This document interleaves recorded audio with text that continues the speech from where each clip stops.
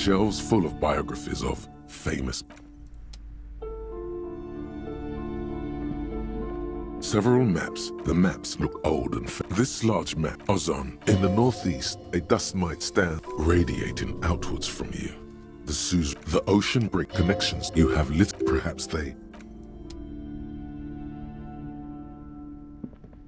This bookstore is not strictly about crime, romance, and biographies of famous people.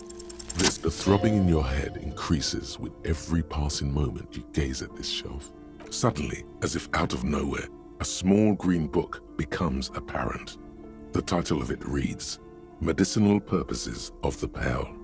The book contains very little explanation on the matter. This knowledge seems to be taken for granted.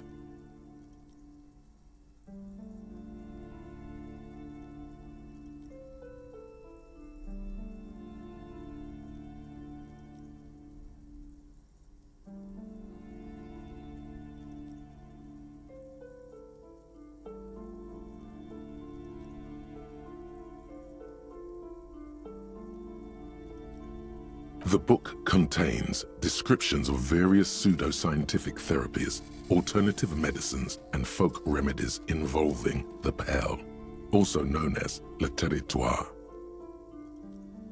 For example, it recommends vigorously swatting one's naked body with a venik or hand broom, made from the leafy twigs of a young birch tree from the near pearl.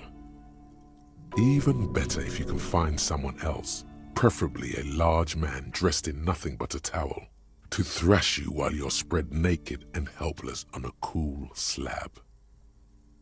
It is, and good for the circulation too. It also recommends consuming distilled spirits like vodka or whiskey that have been aged in the pearl.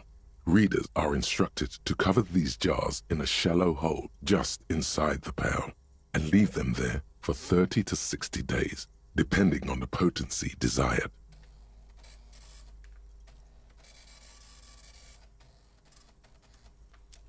Among other benefits, it is alleged to restore a damaged liver to perfect health.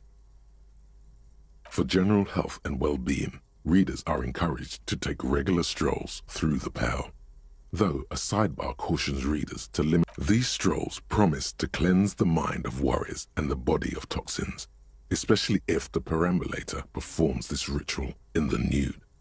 Nudity figures prominently in a number of these prescriptions. This is exactly what you need. I don't know. I don't want to be the party pooper, but this pearl territory sounds sort of dangerous. There's an entire section devoted to cures for men who are struggling to perform their marital obligations. You close the book and return it to its place on the shelf.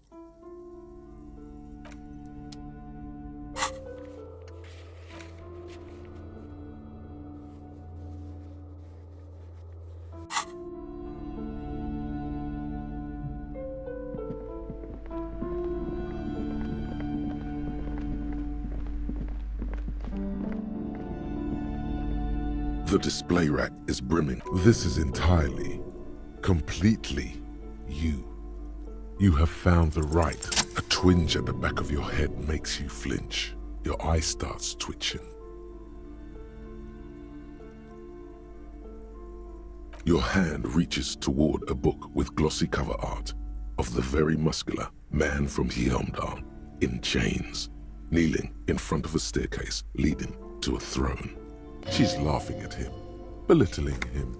Between the throne and the Heimdall man lies a bonfire, casting shadows on the wall. The shadow of the woman's headdress looks like a pair of devil horns. The display rack before you is burdened under piles of Man from Heimdall novels.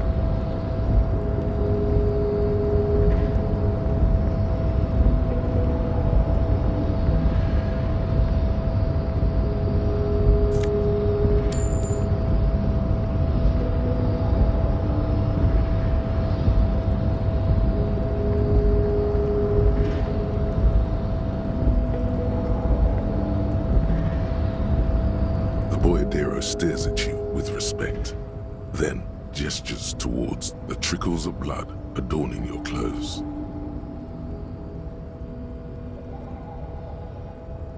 Yet you live. It goes back to an older era where this was commonplace. You have a true boyadero heart. Hiding, gathering themselves. The harbor's in full lockdown, friend. No getting in or out, for the time being. No, man. Not today. Today is war. Time will tell. I'll tell Everard you dropped by. I'm sure he'll be glad. I'll be okay here, doing lookout. Quite the sight, aren't they? Getting to like that red I am. Don't worry about me. I live to alleviate the worries of our brothers. See if any insane killers turn up. Then I'll run. And live. I'm sure I'll be luckier than you, friend.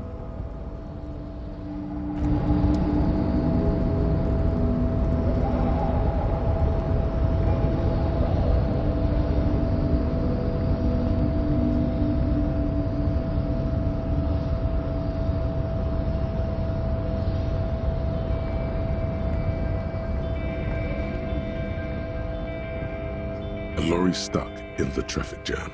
The windows are clear. The fumes of heavy fuel oil waft over you. The driver has adorned his space with a large metal pendant hangs.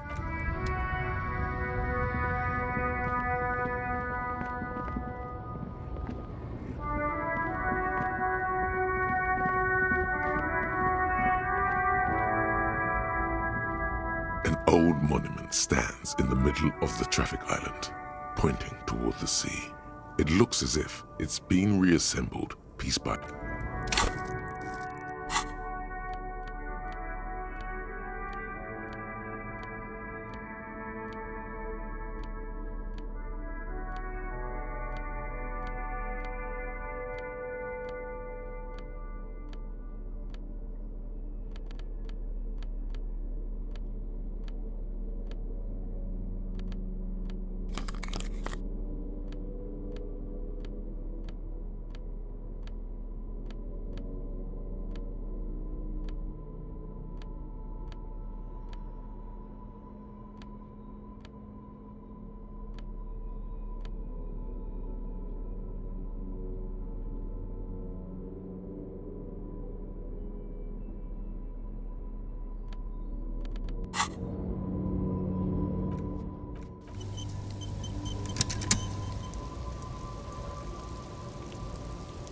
An old monument stands in the middle of the traffic island, pointing towards. Even by the standards of the Philippian kings, old sumptuous Philip was known for his profligacy.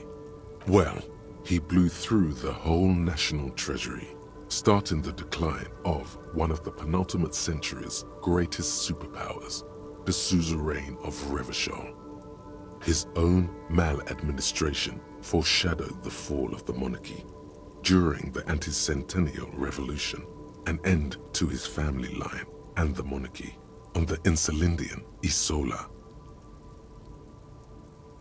Stories have it that he had his bedroom converted into a treasure chamber, where he stored unfathomable wealth. Krugerrands, bars of gold, ornate weaponry, armor, and various chalices. He called it the Sol Aurum. It was obscene. There were whispers he slept on a huge pile of gold-dipped feathers, like some obese dragon, instead of a bed, like a normal person. The man certainly knew how to live.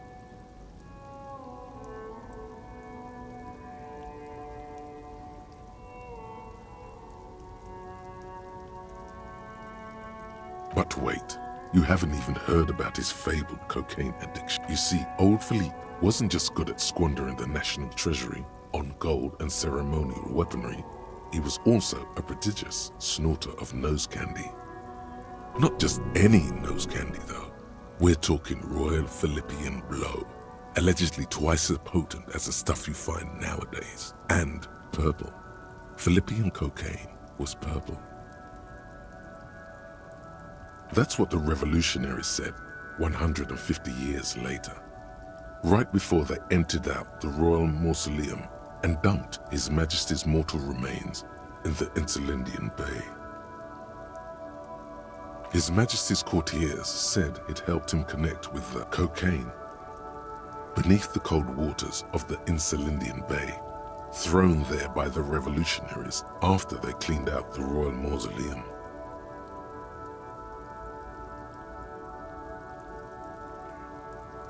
A group of marble pleurons still surround the king's vandalized tomb. A deathly cold wind sweeps up candy wrappers and old. The original was blown apart by communards, then further damaged during the landing of the coalition's airships during the turn of the century revolution, when Martinez was leveled. Most historians think the coalition's hasty landing may have ultimately saved the statue. If the communards had more time, they would have reduced it up to even finer pieces. Some years ago, a group of liberal, artistically inclined individuals, designers mostly, thought it would be ironic to restore the statue of the most wasteful ruler of Revachol in the poorest part of the city. The statue is supposed to capture the moment it was blown apart, like an instant frozen in time, a rare butterfly trapped in amber, floating on a sea of shit. People in Martinez tend to disagree, as do many prominent art critics and thought leaders with more nuanced social awareness than the young ironists. Philip III, the squanderer, however, with his bronze face up in the air, doesn't seem concerned about what the hoi polloi think of him in death.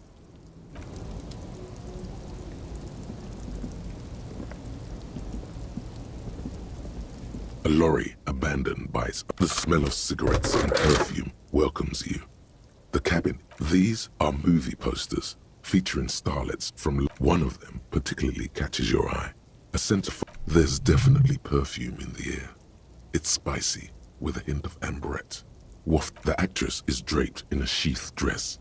A feeling of tenderness washes over you. Wait, this actress really does look a lot like Claudia. She may have been right about this ruby after all. This is Tijon, a starlet from the dawn of cinematography, less known for her talent than her tragic, untimely death. She wasted away in a drug den called the Door to the River, not far from here on Boogie Street, a mixture of cocaine and morphine.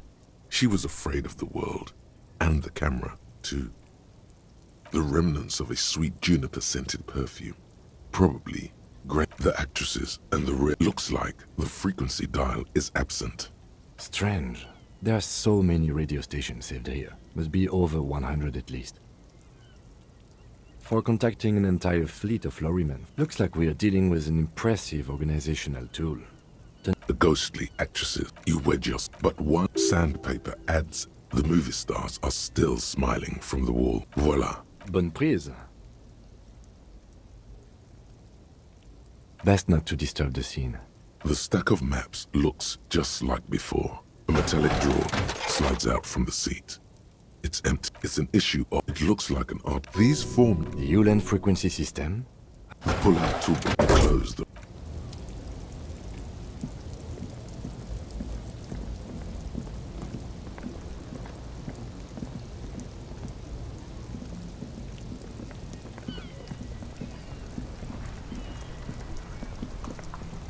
My man, you're alive. Almost. Kind of. Sort of alive? Man, what a day. I missed out on most of the action, but I heard it was quite the encounter. Had a strong sense of finality to it. So what's next? You guys heading back to Jamrock now? Talk is local union muscle were behind it all. I'd reckon the case is closed, even if it kind of turned into a shit show.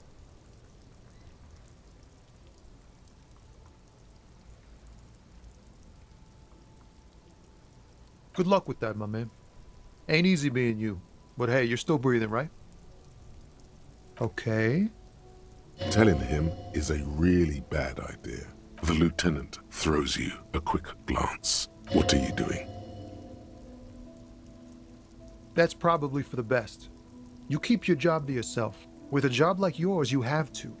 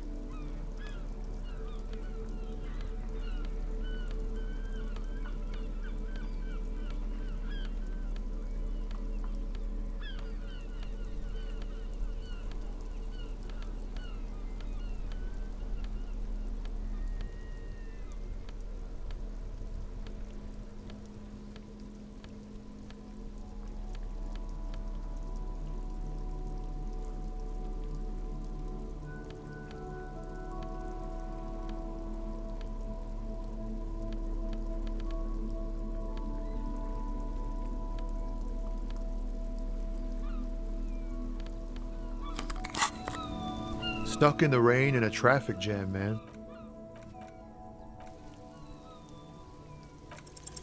Your best verse? You don't even have a bad verse in here. Just tumbleweed and liquor stains. Wait, no. What are you doing? That's brutal, man. But you know, time will... No, stop. He's already mortified. That's, In the name of God, what are you doing? Yeah, I get that, and it's cool, but...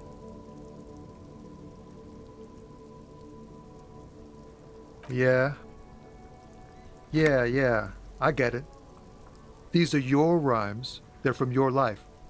Doesn't matter if they're robust, they're honest. So, thanks, man. Yes, and I also thank you for stopping. We have a murder investigation to return to. How about we do that?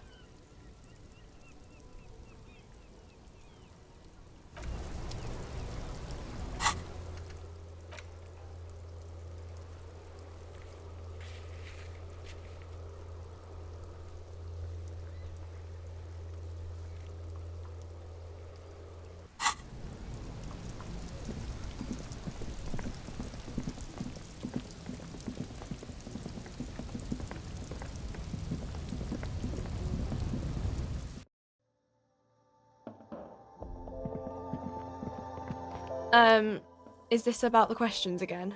Because I don't really know any. A warehouse? I don't... She scrunches up her face. Fine. For it doesn't have a warehouse. Just a little back room here. Okay? A colourful display of cigarettes. Again, I'm obliged to inform you that both alcohol and cigarettes damage your health.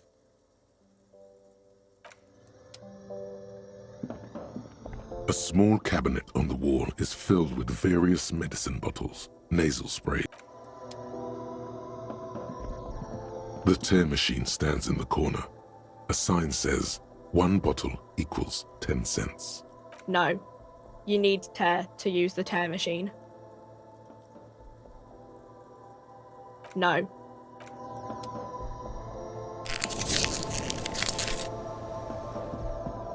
You see several packaged raincoats fill a low shelf beneath a display of croissants and juice. What is what? If you want to buy, here you go.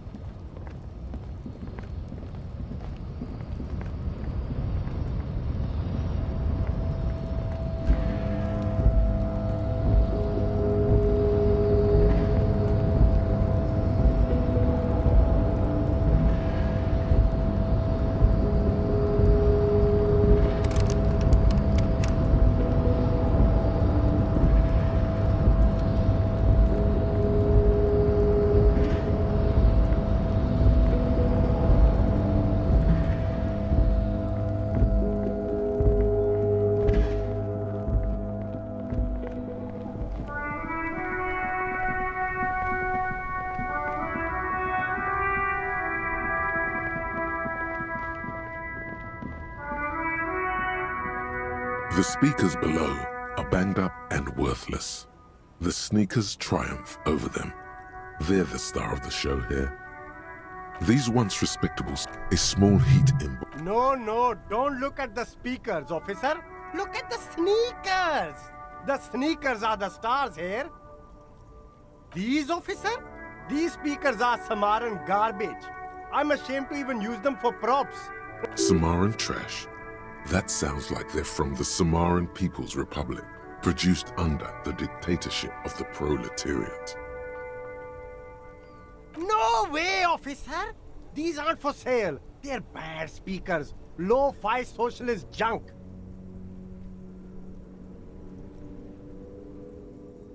Well, if you want them, but see, they are the pedestal for my sneakers. If I let go of the speakers, where will the sneakers go? I can't. If, on the other hand, you wanted to buy the sneakers too, I could maybe throw in the speakers for little extra. 50 cents?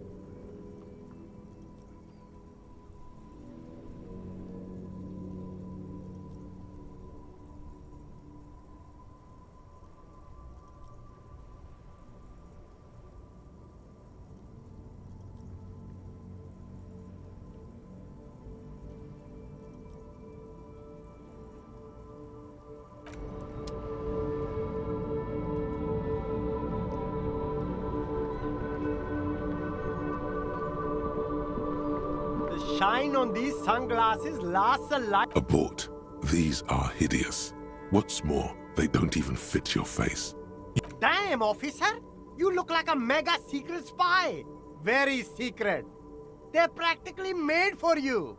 I'll let you have them for 2 real and 50 cents. They're perfect for concealing your bloodshot and baggy eyes. It's going to be very difficult for anyone to take you seriously with these things on your face. No, you are definitely not buying those. No, I can't. We can't walk around with you looking like this.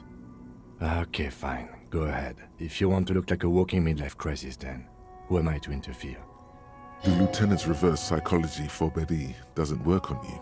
If you want to look like a mega-secret midlife crisis, that's your choice. These are all boring. Boring third-rate ho-hum. These are all first-rate sunglasses. Premium design, super material, very cool. UV resistant. These will definitely keep your eyes safe and cool while doing your dangerous police work. A good starter pair, officer. And when you're ready to upgrade, come back and see me.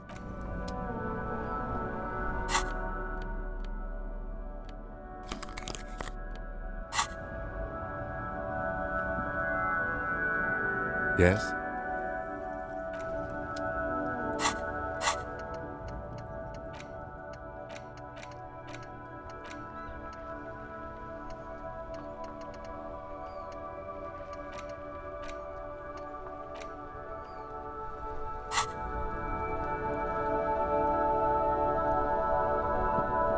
Wow!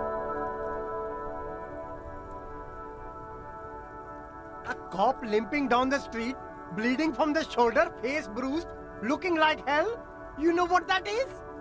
Cool! That's cool!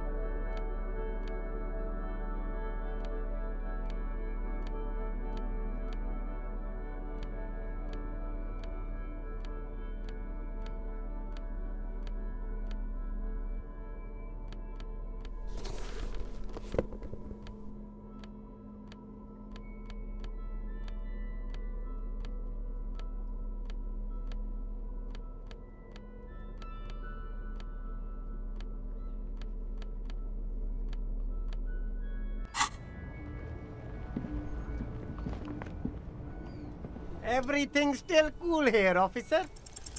No need to dress this one up. Just tell him what you want. Oh, okay. But why, officer?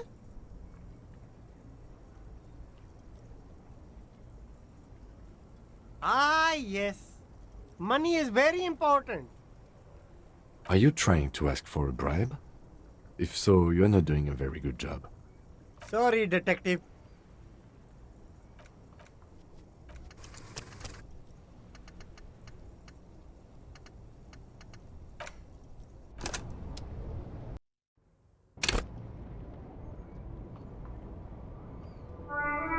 Everything's still cool here, officer.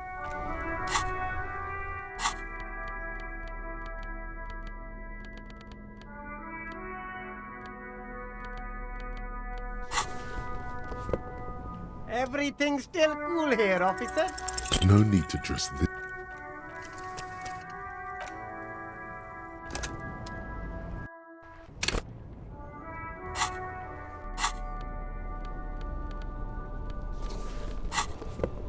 Everything's still cool here, officer. Start with a little compliment, then work your way up from there. This is about business, remember. Oh, okay. But why, officer? Because you need to solve the biggest case in the history of criminal sciences. Oh, I like expeditions. And I like you. I can give you 10 real. Corruption. It's just like bus or seagull.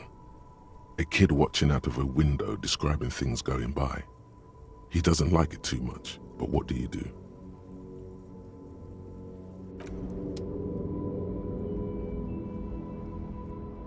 The shine on these sunglasses lasts a lifetime, officer. 100% guaranteed. You keep coming back. You find your hands deep in tattered and faded garments made from weird polyester blend. The box smells like cat piss. Economical, but also trendy. Look first hand, buy second hand. Keep the economy moving. You keep coming back. That's good of No good. All you can come up with are some treated wool pants. You can tell they're too tight around your thighs.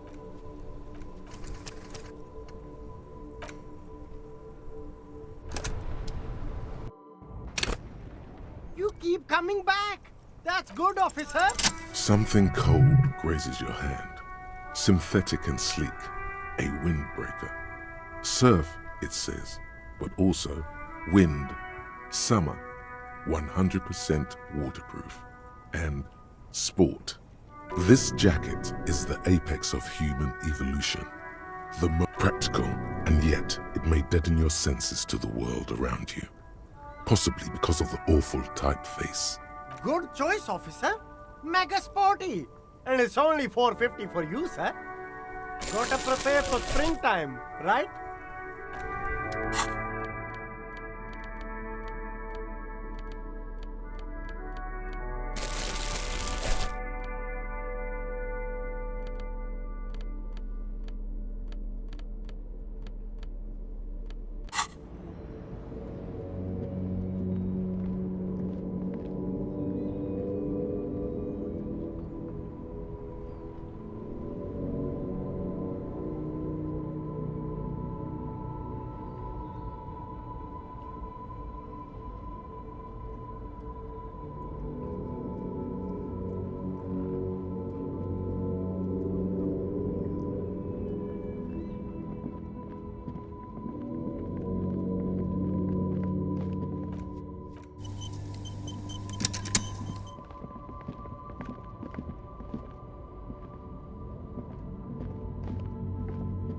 The gnarled hawthorn tree en route.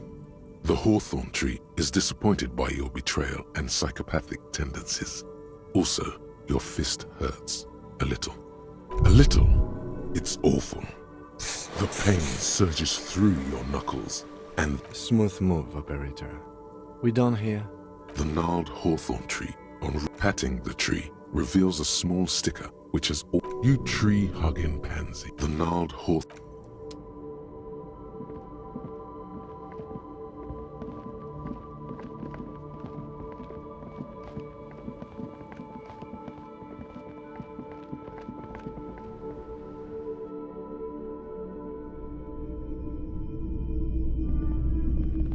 Between you and me, This is why I don't get involved in local politics.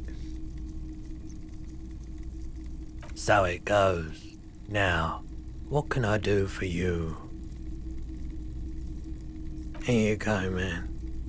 Not so sure about this.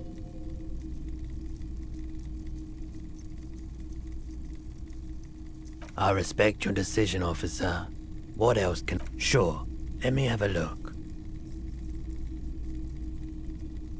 Another time, perhaps. I doubt it, but I can try and answer any... I do my best. No one likes to see what you have to see the pawnbroker's gate.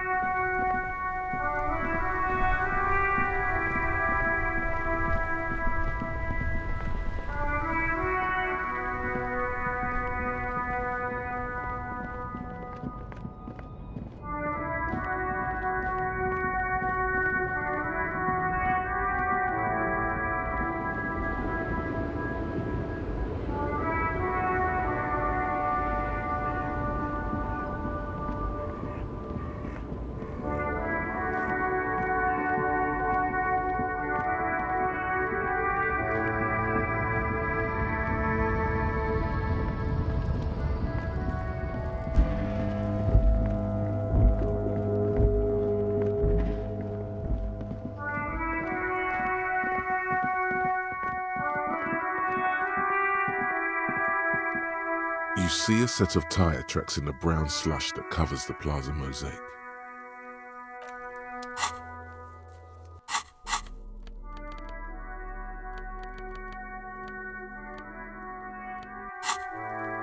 You see a set of...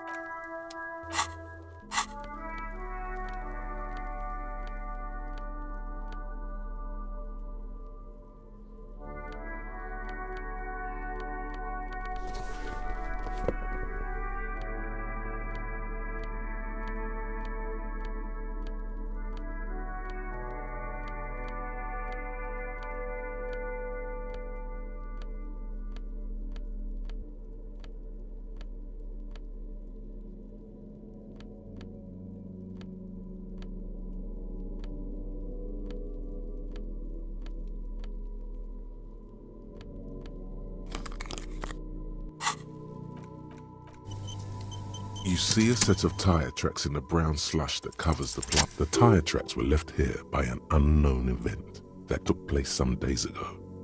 It's a message, written in the language of burnt rubber. Some of that rubber stuck to the tiles right in front of the whirling in rags. This is point A. The driver started there and then accelerated straight into the fence. The driver proceeded to back out of the yard, barely stopping before hitting the adjacent building. Before heading south, must have been in a hurry.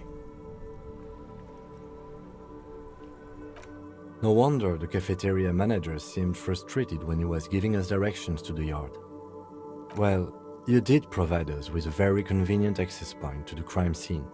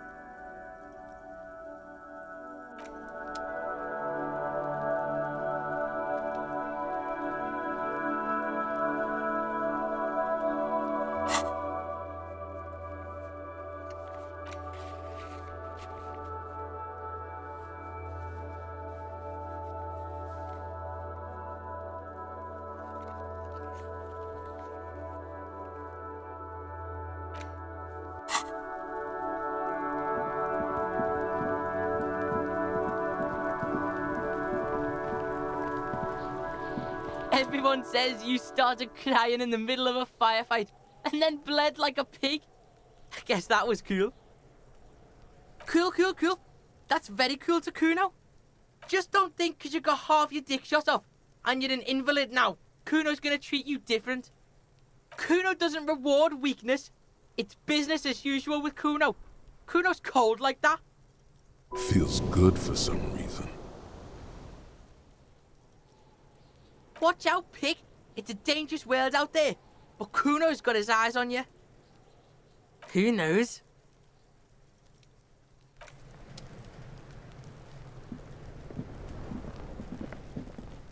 I'll die before I squeal, pig.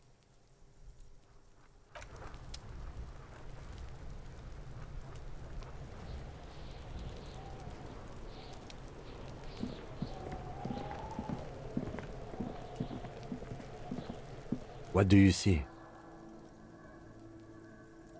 I'm guessing that's the skinny hardy boy. Yes, well, I could still be wrong, but I'm probably not. I'm guessing that's I could still be wrong. 200? He might be right. 200 kilograms of living weight is unlikely. Probably yes. Is there anything else that's not worth interesting? Oh, this one's easy. Way too easy. It's a driver. With a piece of sandpaper glued to the throttle. Which means that the missing lady driver was also present at the lynching? That's it. She is. And now we have concrete evidence binding everything together. We should ask Titus about this. A week, maybe? It is not As I said. correct again. Sub-Zero. What do I think? Then, after... Indeed. But we know the victim had a bullet in his head. A more precise way to put it is, it was made. Exactly. They had to perform it to whoever was looking. The whole...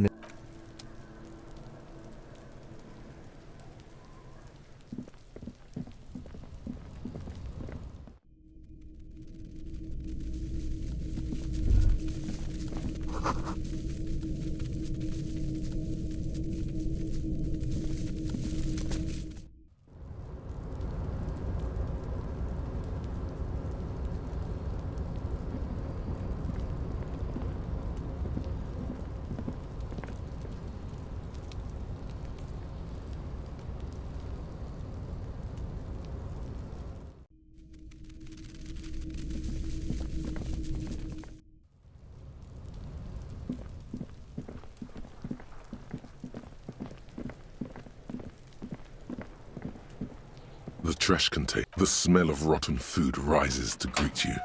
You see soggy cartons, dirty rags, and organic waste. The container sounds a muffled gong.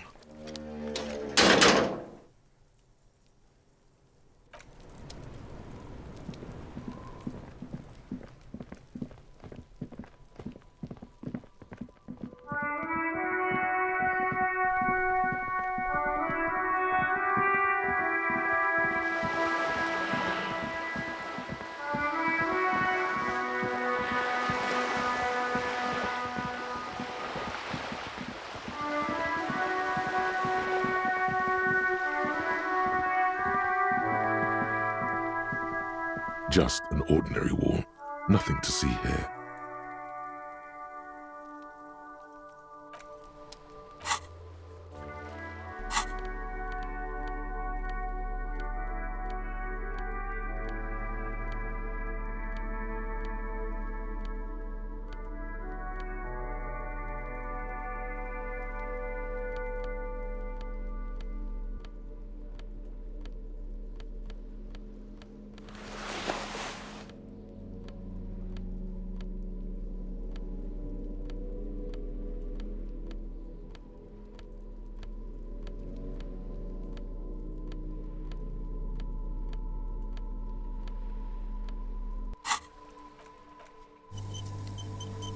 Just an ordinary wall. Nothing to see here.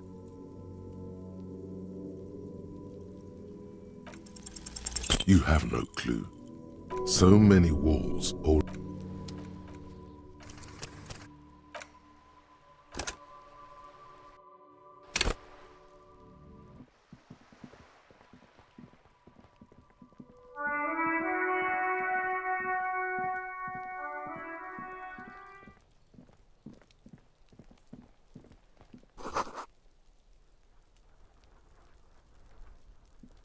door is closed again.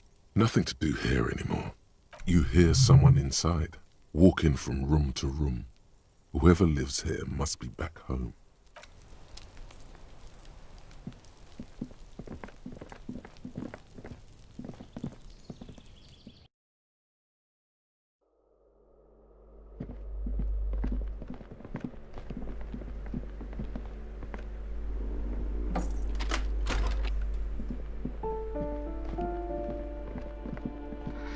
The aging alcoholic is still there, breathing.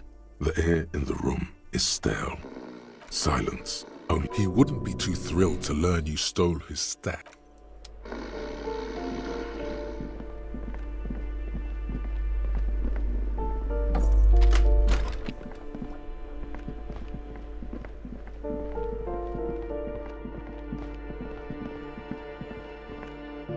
This door has been closed with a padlock. A chalk-drawn number.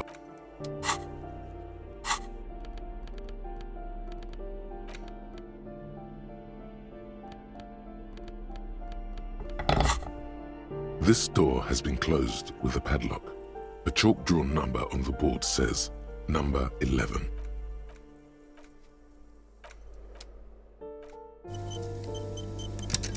This door has been closed with a padlock. The shackle snaps like a twig, and the lock falls to the floor with a little thud. It should be possible to enter now. After you, detective.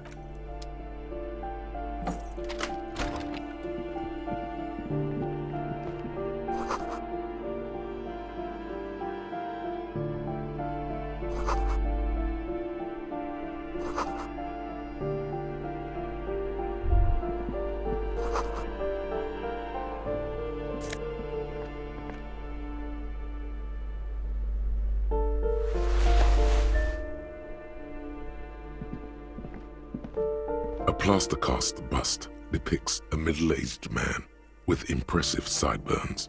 The name on the plinth reads, Kraz Marzov. The white star, the photos on the wall. I think we have broken into the apartment of a young communard. How fitting. Whoever lives here definitely shares your enthusiasm.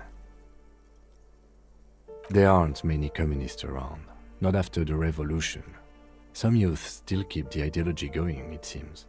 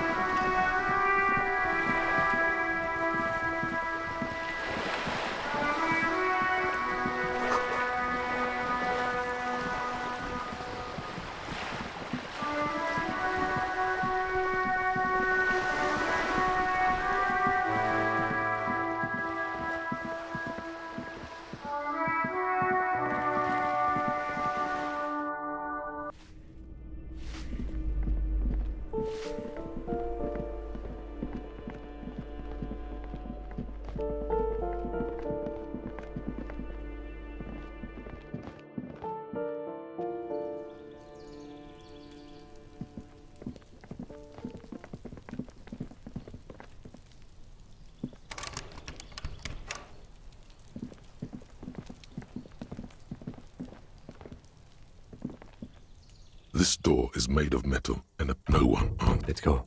There's nothing.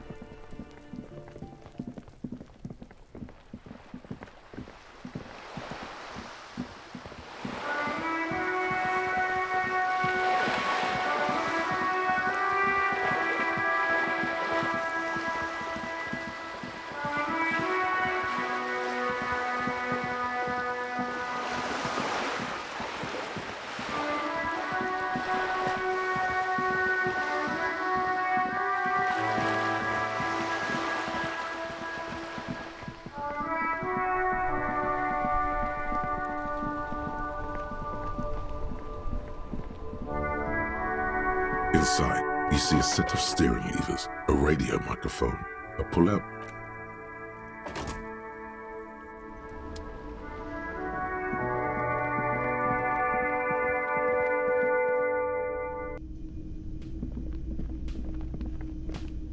Hey, it's you again. I've been thinking about it. And you know what? We're both cops. This city is big enough for 2 cops. Okay. 3 cops.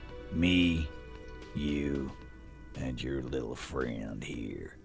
Nah, the harbor's in complete lockdown. Everett's orders. We don't. Gonna sit tight, get drunk, and mourn our fallen comrades till Boss Man sends word. Times are changing, Capo. He gives you a quick 2-finger salute.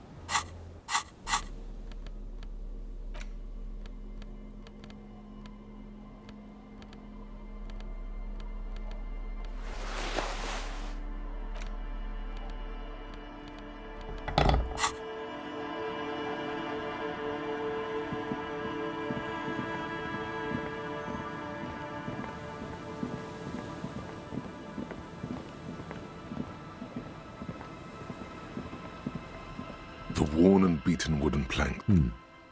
We can sit on benches after. You can revisit the back.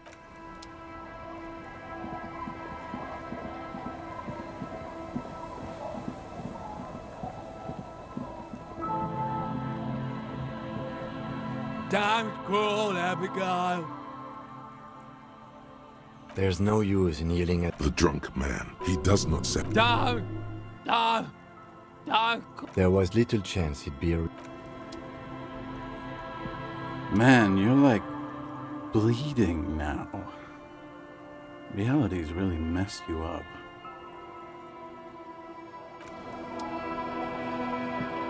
The legend returns. You know the dance. Smokable smokes, pissable pills.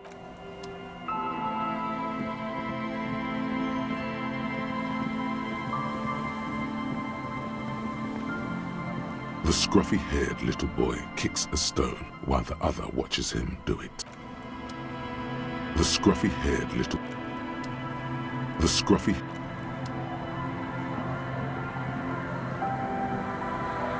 Our tenant, the policeman. I hope the waves don't keep you up at night. What can I help you with? Even I can see that. I told you not to bring your trouble with you, policeman. We've got troubles of our own here. Though I suppose you took the worst of it. Turns out you were your own ill omen. I'm not sure those were the last of the men with guns either. There are always more coming for your kind, officer. Then we'll be ready for them.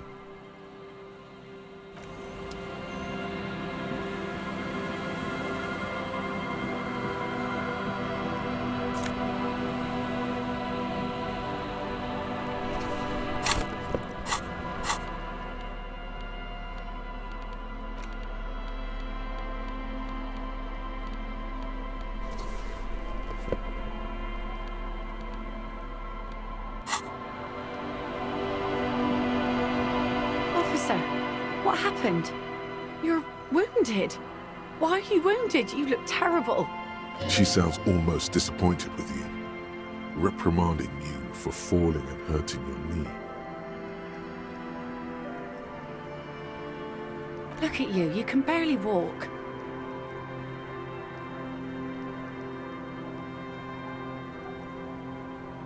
Is this from the shooting in town? We heard gunshots. Not that we don't hear gunshots all the time, but they were closer than usual. There was an exchange of fire on Rue de Saint-Ghilaine. It's nothing to be worried about, madame. That's nothing to brag about, officer. It's not serious.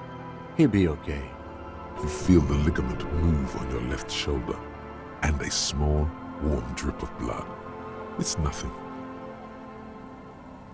So you're a killer? That's good, I guess. Better than being dead.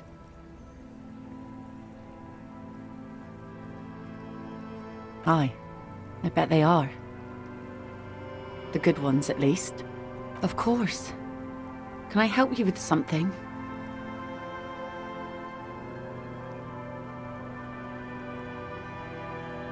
Oh, that's good to know, I guess.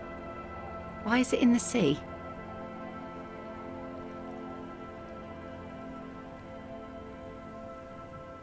Wasn't feeling it.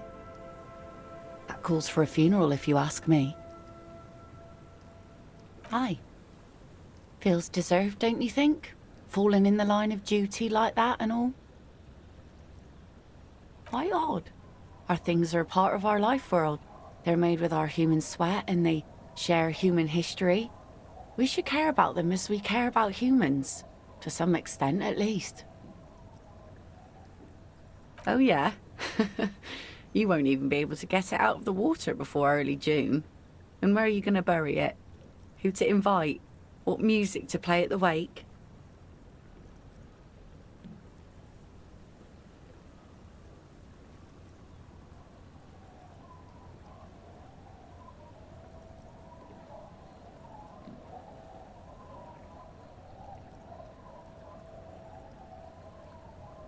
Take it from someone who's been through a few funerals.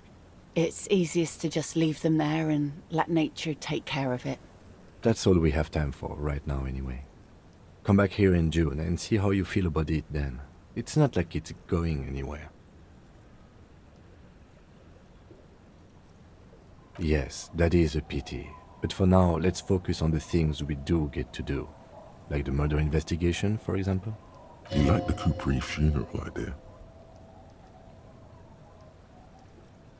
That won't be a problem. It's wind still and the tar just dried. We've got 2 days of relative sunshine ahead.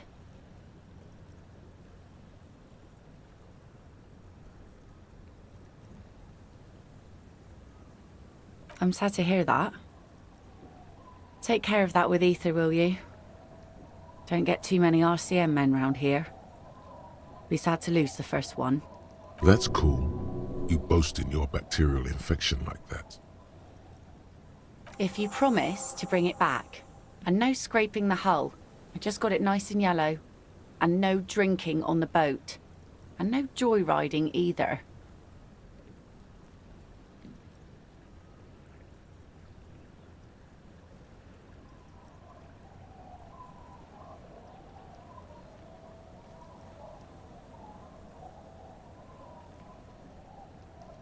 Of course, ma'am. It's only for a day or two.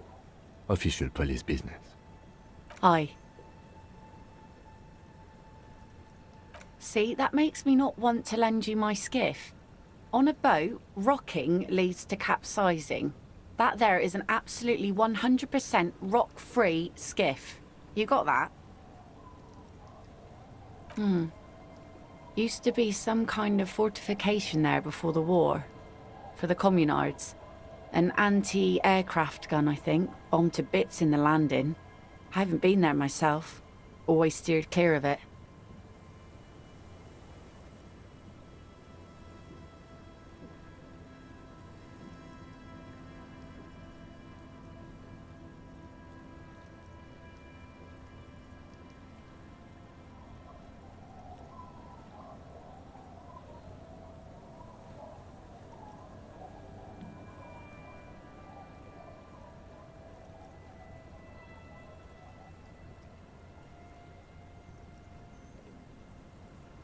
Hasn't been there herself. Who has then?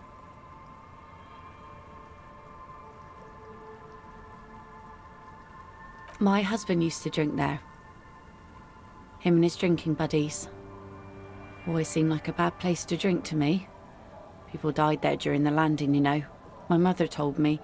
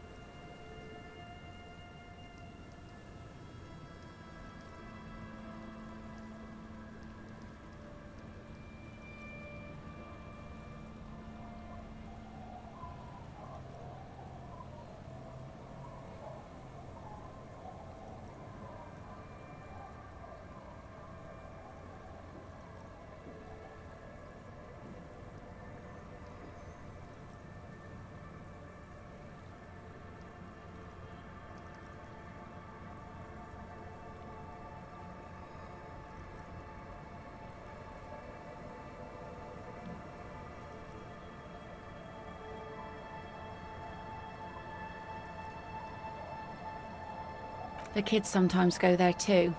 I know they do, on rafts. I tell them not to, but they bring back old bullet casings and such. The twins. God forbid they bring the girl along on some rickety barge. Can we maybe ask your twins about that place before we go? Would that be alright? Be my guest. They've a strange way of talking. See if you can get anything useful out of them. I seldom do.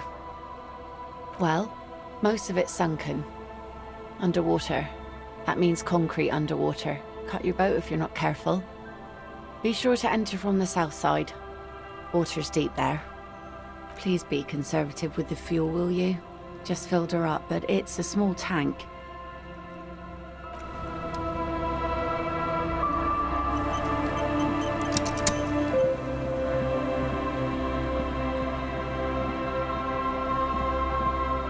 The scruffy-haired little boy kicks a stone while the other watches him do it. And that iron.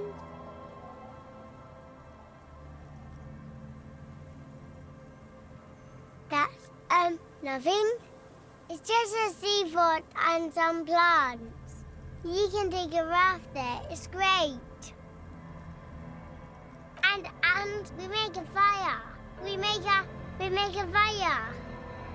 Mm-hmm. Gather the sticks for the fire. and bullets. Or not real bullets, empty bullets. There are lights.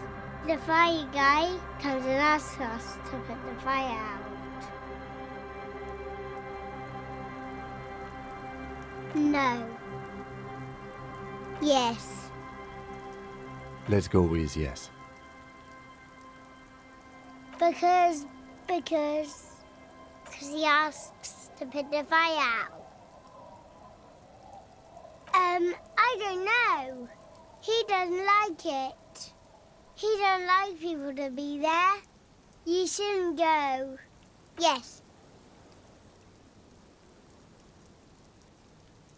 I don't know. Did you mean there are electrical lights? Yes. No, he doesn't live there. I don't think. No, he lives there. Been there twice, 2 times. He doesn't live there. He isn't there sometimes. Anything else? What does this guy look like? I don't know. We ran. He just yelled we shouldn't be there. Our father killed himself. Don't say that, he didn't. I'm sorry. There's Lights, fire guy. We should check up on that island. Maybe you're stupid. Don't say that. He's a police officer.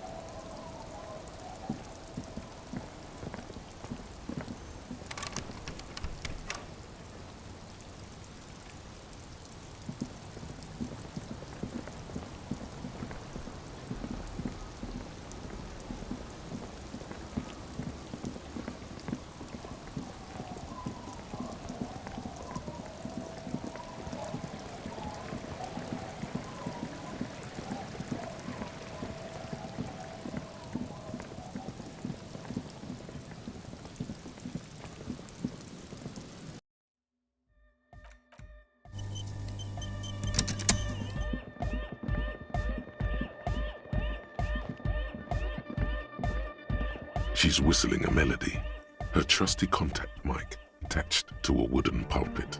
Hey there. I've been recording some new audio from all these beams and rafters. The sounds travelling through the wood are pretty cool. Creaks and stuff. Like you're underwater, you know? But that's not really what I wanted to talk about. I wanted to thank you instead. For getting me and my friends in here. And we even found some new associates, such as they are. Good, I think. Lloyd is getting a read on the place. I think he finds the carpentry very impressive. Andre's been setting up the compressor and dancing. Egghead's been keeping the party up. He's got the stage under control. Sauna, the programmer, she's doing whatever she does. Behind that radio computer of hers. She doesn't talk to us much. And the crabman hasn't shown himself, thank God. Ouch. I did notice you limping, but I thought maybe it was your thing or something. When I was 16, I used to date this guy who had a limp, but it only showed when he was sober. So I guess it wasn't real or something. I don't know. Anyway, shot in the leg? I'm sorry. Man, that must suck. Sure. You helped us out. I can repay the favour. What do you want to know? Oh, she's a bit odd, I have to say. Doesn't talk much. I'm not really sure how to vibe with her, you know? Seems like she's not in a very good mood most of the time. But earlier today she told me about Welkins. And she seemed oddly happy, like she had some idea with those little creatures. Some artistic idea. I didn't really listen, I was busy with my mic. Oh, the crab man. Still gives me the creeps the way he moves. But he doesn't actually come down that much, just climbs around the rafters. I just tried to stay away from the crab man. but he talks to Noid. They seem to have some thing going on. Beats me. Noid said they get along somehow. They're both crazy enough, I guess. Who knows? He doesn't really answer our questions, see? Not that it's easy to ask them. What are we supposed to do, yell up at the tower? Who do you want to know about? Andre? He's a cool guy. Doesn't really come off as one, but he is. To me, at least. He takes care of shit. Sorry. I mean, he's got a vision. For what life should be, you know? He tries to push things until everything falls into place. He's an organiser. Nothing. But then again, there's nothing to organise around here either. He really wants this church thing to work. Must have taken it as a sign when he found it abandoned like that. Said it was an augury. I don't know where he got that from. Andre's not super intelligent. I've never seen him so psyched about anything though. And he's often psyched. Looks sort of desperate, like it's his last chance or something. Or maybe he was just high. I mean, not that he does drugs, just high, you know?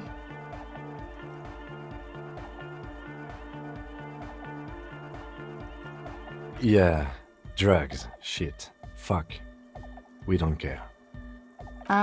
Yes. Anyway. Yes. Who do you want to know about?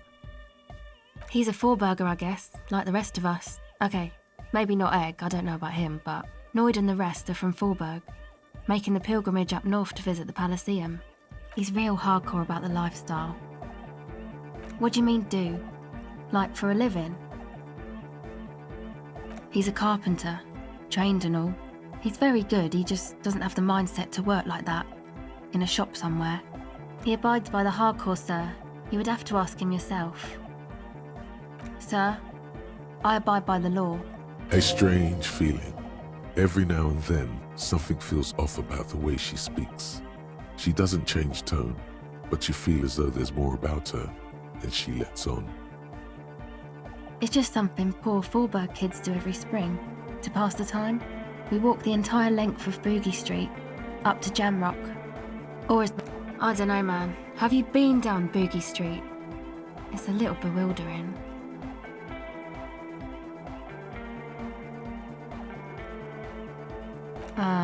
No? Sure. What do you want to know? Who do you want to know about? What do you mean? Oh, that. He's the party boy.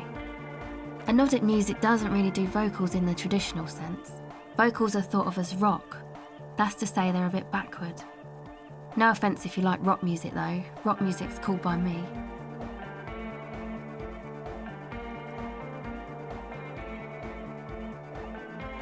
Okay. Anyway, even if you don't have vocals, you still need someone to say something every now and then, right? To urge... He basically just stands on the stage and dances and yells how awesome everything is. I understand. People are usually afraid to do things if others aren't already doing them. Dancing makes you dance, like sneezing makes you sneeze, or yawning makes you... Anyway.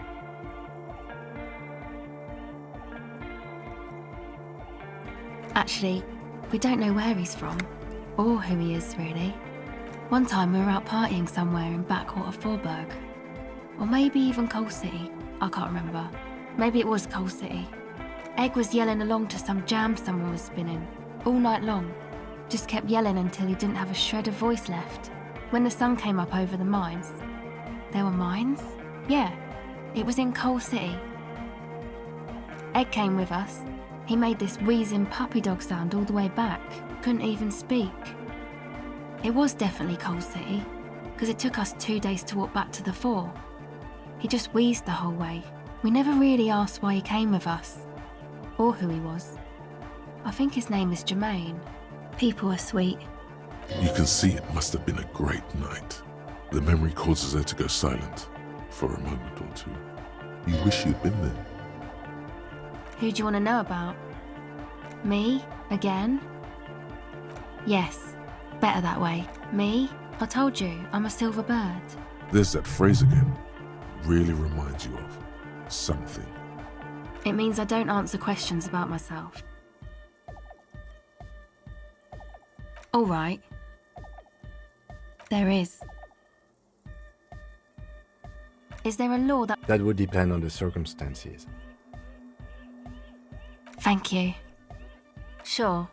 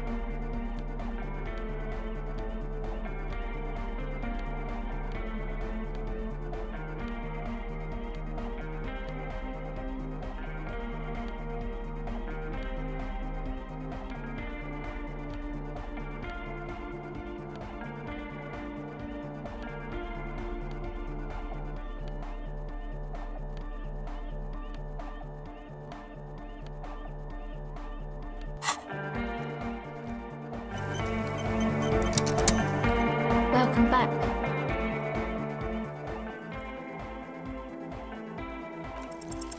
The device feels light. An angular Omicron logo adorns the yellow plastic cover. Underneath you see a reel of tape rolling.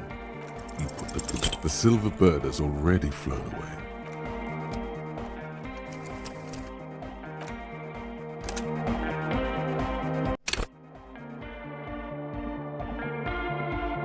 You got us in, cop! I can't believe you got us in! With wonder in his sharp eyes. Between you and me, I don't know if you've noticed this about me. I'm a little suspicious of authority. But you really came through for the hardcore underground. Yes, you really came through for the hardcore underground. How come? Andre is busy cutting some slightly less lame, but still quite ungainly shapes on the church floor. Sweat Acel using her contact mic to listen to a tree underwater. The one with the large head is blasting the dance track on repeat, while the stained glass window behind him is rattling from the bass.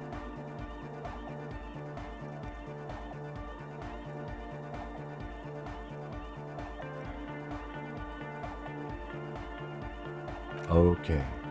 What he means is, you're right. I do not understand. Do whatever you have to do to keep your nose out of the bottle. It's a miracle of carpentry. Dead bodies carved into total shapes. Now it can be something more.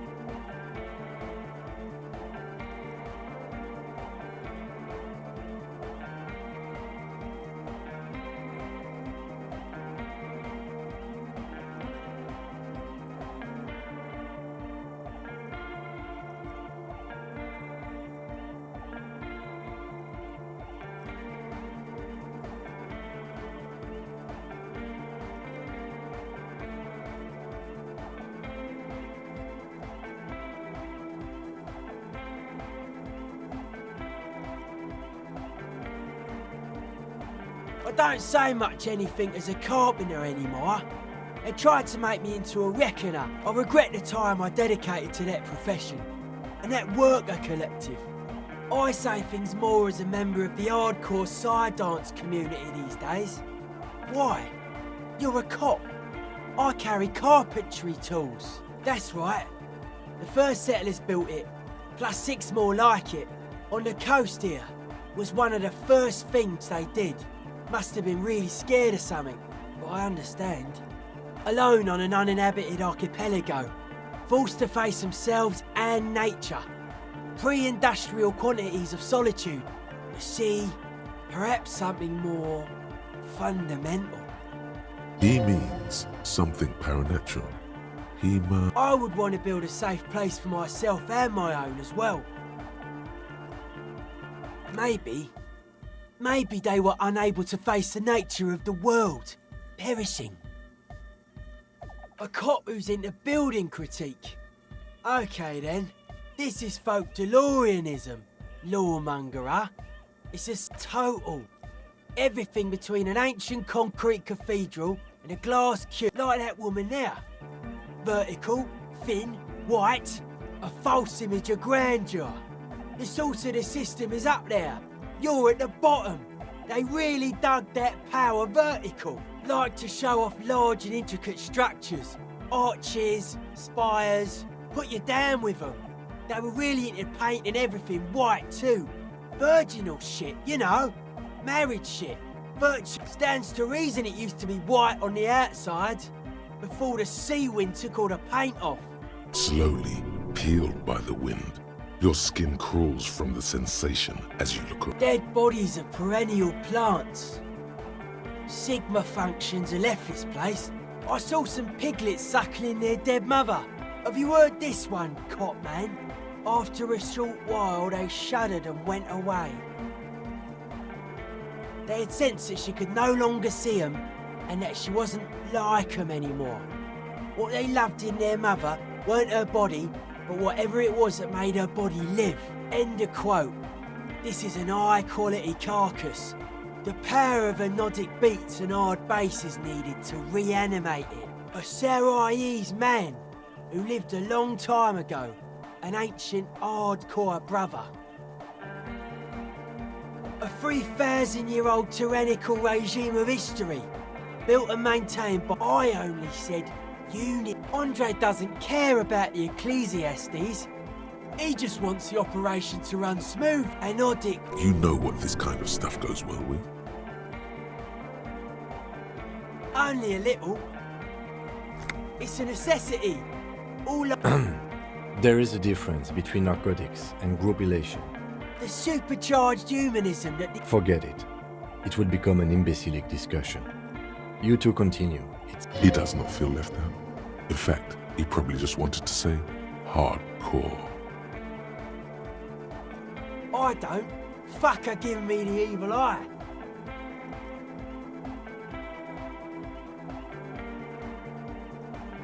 I didn't know it was in here. Mellow, man, mellow. No one's a mass murderer. This is a mass murder on the floor.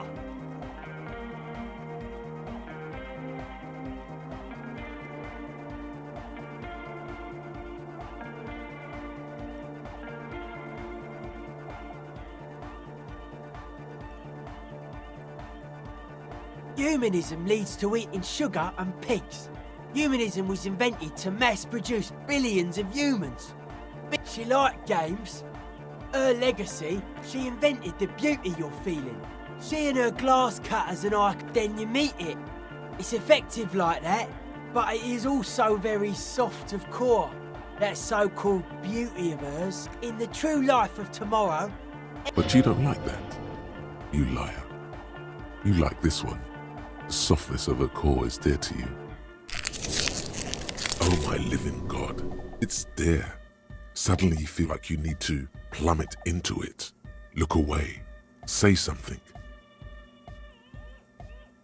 No one says Arno Van Eyck is a man. Likewise, no one says Jermaine Egghead or Andre are mass murderers. You can live entirely outside that there is. She is a... No, That's not it. It's something more. Something closer to your skin. The speed freak's eyes narrow with... It's not coming down. People are gonna love it. It'll be like our thing. Plus it keeps the cold and the rain out. Okay, sure.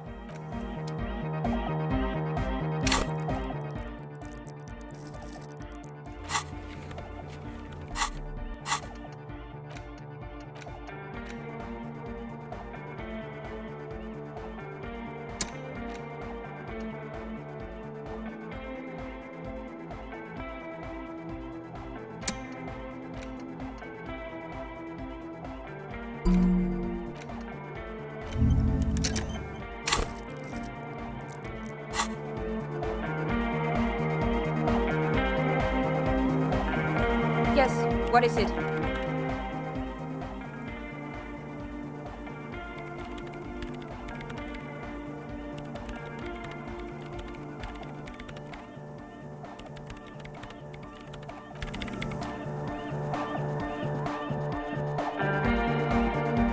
Yeah, it's all set up, man. Can you already imagine 1,000 people in here? 10,000! Ecstatic vibrations, totally transcendent. And I've finished setting up the new compressor too. Now the only thing left to do is the name of the club. Will you do the honours, detective?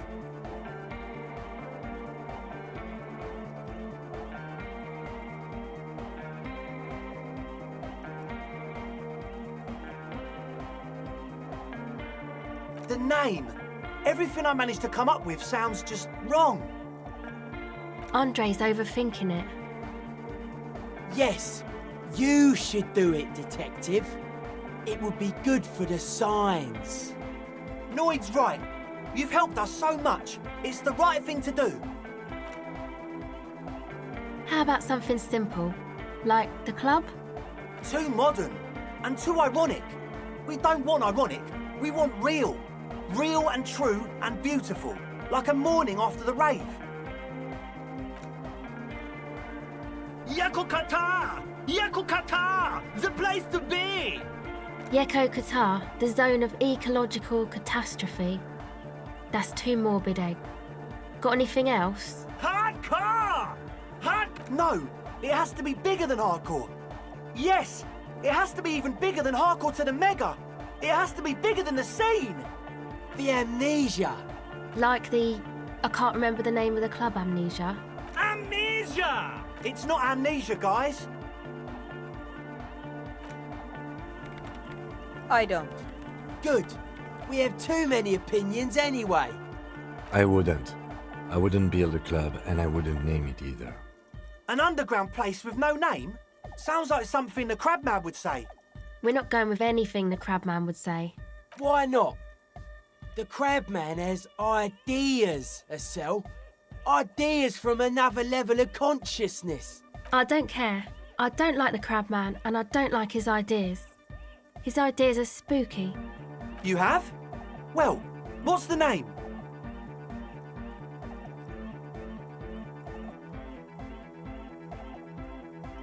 Like that DeLorean word for the world, you mean? Elysium. But Disco Elysium? Isn't it wacky? Disco's kind of gone, isn't it? Forgotten. The past is the future, but the future is dead. No, it's beautiful. Beautiful and brave. Like we want it to be. And short. And memorable. It's settled then. Everyone welcome to Disco Elysium. Andre breaks into frenzied dance-like motion to celebrate the name. Someone turns up the beat. You should go with the flow. Join in on the experience. It feels good. It feels right. But what is this? What is this thing that Andre is doing with his limbs? I'm dancing.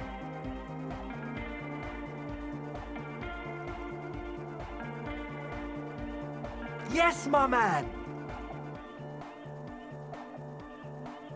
Talk? What is there to talk about if you can express yourself with moves? Audio waves thump against your ribcage. The speaker setup makes everything sound much better. But the beat, is still so weak. It's to express my individuality. Is that a bald spot? It's hard to tell for sure with the fused together spikes, but it looks like he's balding. Of course it is. Otherwise, I'd just be another poor guy with no education and no money. General issue, man. Now I'm all that, and I have radical spikes. Maybe it was a bad idea. Anyway. Goodbye, officer.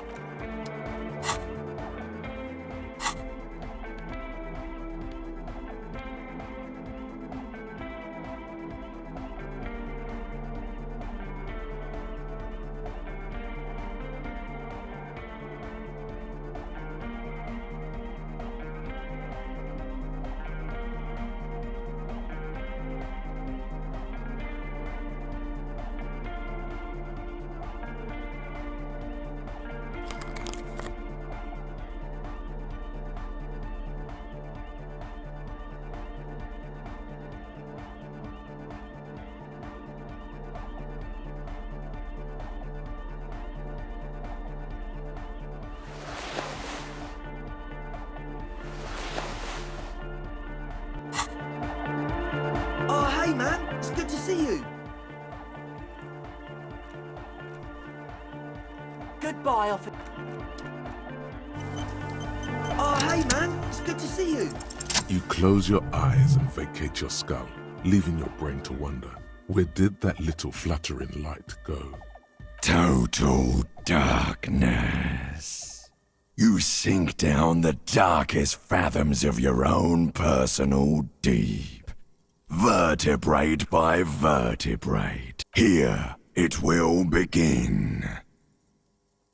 Who fucking cares?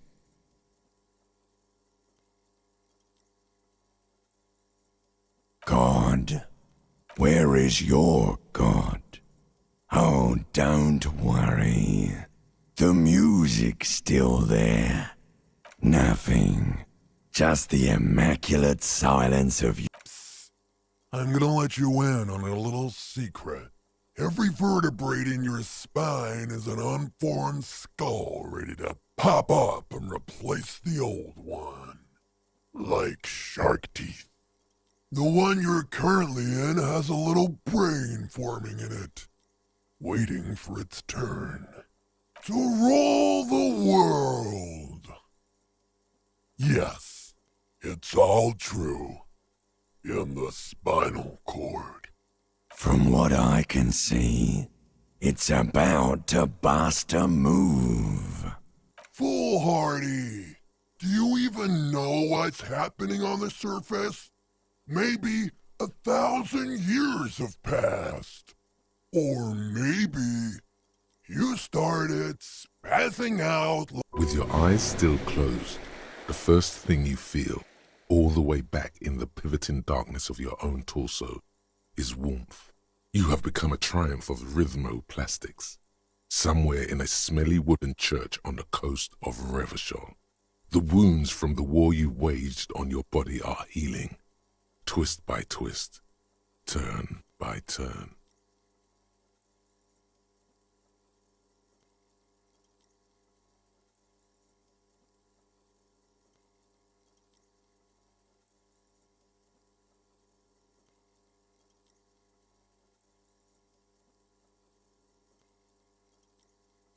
You must have touched upon an entirely new way of moving the human body. Every motion is pumping your brain full of endorphins.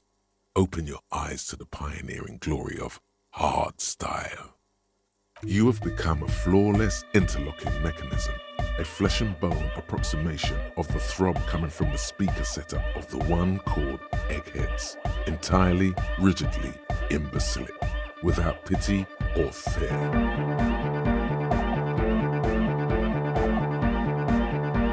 Free from self-awareness, no deliberation, only, and I mean only, execution.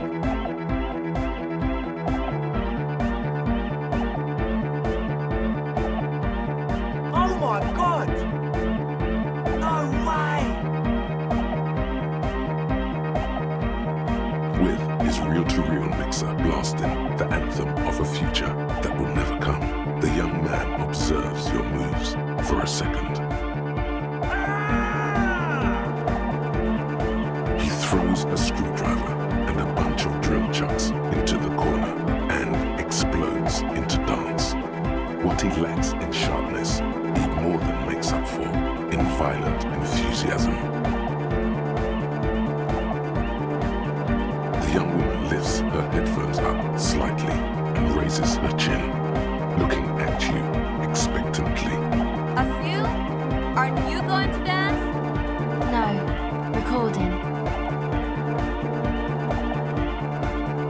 The lead programmer throws the other young woman a knowing glance before turning her attention back to her own work. She's still at her mainframe, pressing buttons, reading printouts, but she started nodding her head along to the music.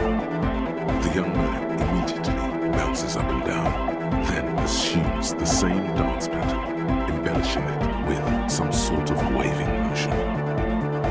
The authority of the law is clearly unquestionable. What's going on here? Delinquents. The lieutenant squeezes the bridge of his nose. The light reflects off his glasses, giving him the appearance of a surgeon in the middle of a tense procedure. He's having trouble adjusting to the new reality before him. What's happening? How the hell are you dancing with that broken leg of yours?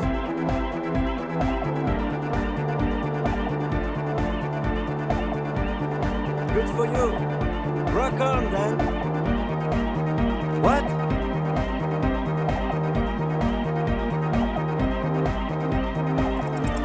Who's the one in charge? You are. Are you kidding me? Is my what on? Sheesh, okay. Okay, you psychopath. I see what you're doing there. It's jacked up footwork, plus is that Ubi for dancing? Nah, it's not Ubi folk. It's hardcore. Yeah. Whatever. Oh yeah? I did 15 years in the juvenile crime unit. I can do age inappropriate. Now, check this shit out. The lieutenant begins to heel kick the church floor with such intensity, it's reasonable to fear he'll kick a hole right through it, causing the floor to crack and the pillars to collapse, bringing the church roof down on all of you. It doesn't look like he'd give a shit either. Part of him is amazed you're both able to just dance after all these horrifying events in Martinez. The dynamic motion of your flailing body is bordering on the extreme. You're going off the charts. You feel as if turning on the hyperdrive would be a point of no return. It feels almost minimal. Are you sure you have the entire posse along for this? Here we go again. Hardcore filthy air. The sound above my head. The what now? The sound above your what? Above my hair, man. Okay, this is too imbecile. Excuse me. On the coast of the Martinez Inlet, in a small weather-beaten stave church built 380 years ago by settlers from the Occident, most likely to guard against an anomaly at its center, an officer of the RCM is contorting his body into idiotically rigid shapes as he invents the future of dance music. It's the hardest anyone has ever danced. I am La Revacholière. I am the city. I am a fragment of the world spirit, the genius Loki of Revachol. My heart is the wind corridor. The bottom of my air is red. I have 100,000 luminous arms. Come morning, I carry industrial dust and let it settle on tree leaves. I shake the dust from those leaves and onto your coat. I've seen you. I've seen you. I've seen you with her. And I've seen you without her. I've seen you on the crescent of the hill. The modulations of my voice are noted down with thermometers and barometers. You feel me in your nostrils, on the little hairs on the back of your neck. I also reside in your lungs and vestigial organs. Everywhere there is space. You are an officer of the citizens' militia, Jante and Rebut. When you wear your coat, you wear my soul. You move through my streets freely, in motor carriages and on foot. You have access to the hidden places. I need you. You can keep me on this earth. Be vigilant. I love you. An officer of the RCM is lying on the floor of a small church with his eyes rolled back and his tongue lolling out. Several others are standing around him. He slowly comes to. Had a good rest there? Fuck yeah! I bet you did. Those were some advanced moves, man.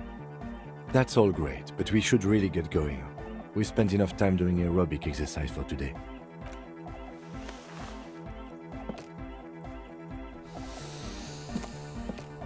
You might be imagining it, but it feels like Egghead turned the volume down. Such is his respect.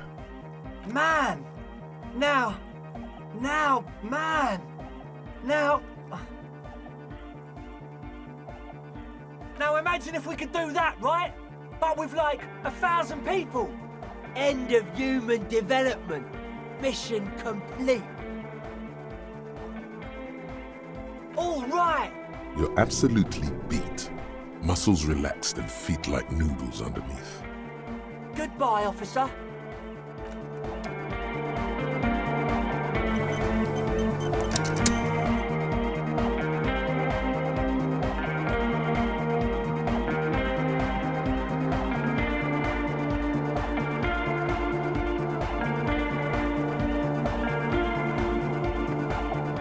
Yo, man. What's on your mind? Dead body, spirit and the mass murderer? Are you a commie cop? Then that's why. Communism's just a bloodier humanism, if you ask me. Has her love all over it. The world spirit, this Arno van Eyck trap. That's not the life that humans live. She was adored. Humans aren't. I don't know about you, but they hate me. And they do, well, they loved her. They put all their... Okay. Odd to say, cop man. Signs in here, I did get to talk to the Anyway, he's been giving me kind of... Dude's seen some crazy shit, but he's actually a lot like us. Have you been listening to what Egg's been saying? The man picks up on stuff. And he knows... Good thing you didn't squash him. The Crabman's been lurking here for a while. He's experienced things.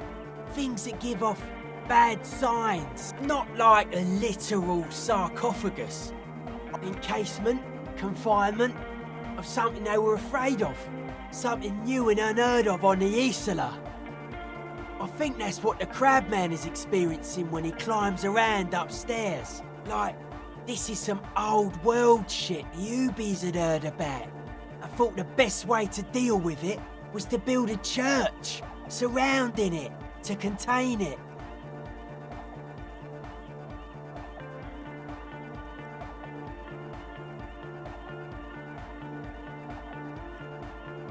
I don't know, and it's not something they properly... It'll be fruitless though. The wood creaks as a gale blows by, outside. No, it's melodic music, and if it can't, seems to be the trend around here, doesn't it? Like and that is what caused the commune. I don't know. Maybe you can figure things. Suspicious people. It took us setting it short for paranoid. A reasonable question. It'd be easier to list stuff I'm not This is a good, dangerous line of questioning. You should prod him on. I don't have a top 10 list of things I'm most suspicious of, but if I had one, the left-right complex would be number 1. Number 2 would be their sole accomplishment, the pig-wheat paradigm. It's our only shit. We should make better use of not being animals or cereal grain ourselves. Yes, having food is means to an end, but the left never talks about the end, only the means. Caps are likewise suckers, constantly sleepless in worry.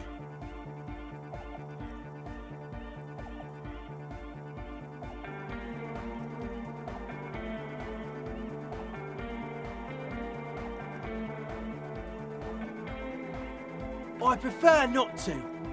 Both ask the wrong questions. The original Whatever this true life is, mental illness is a term that powers you. his eyes flicker.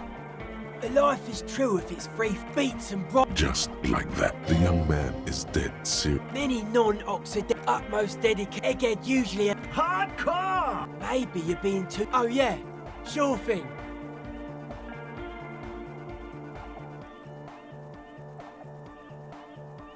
They're hardcore. They're just clothes. Nah, these are just boring, normal, hardcore clothes. That's outlandish. It looks like you're trying to hang yourself with it. So large, too. So many different You suddenly realize the patience and respect this speed freak has shown you is partly because of your style. He's probably... Respect as a man!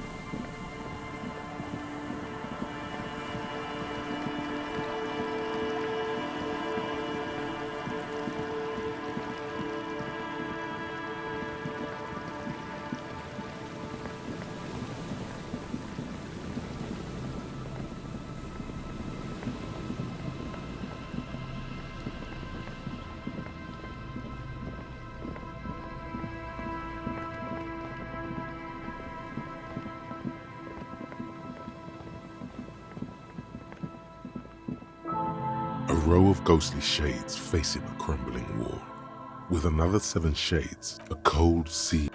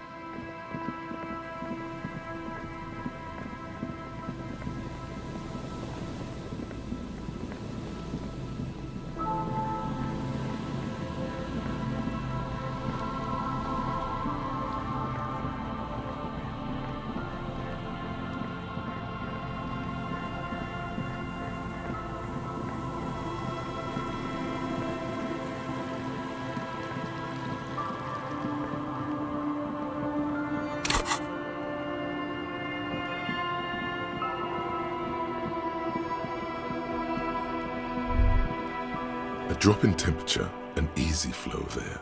An empty street. Before you, a thoroughfare unjammed with lorries. No more drivers smoking on hitch steps. Just silence. Chemically sweetened. Across the road, a forgotten bus stop. Corrosion has opened a hole in its roof. An elm tree watches over the building. The road is smooth and motley. craters filled with a black asphalt.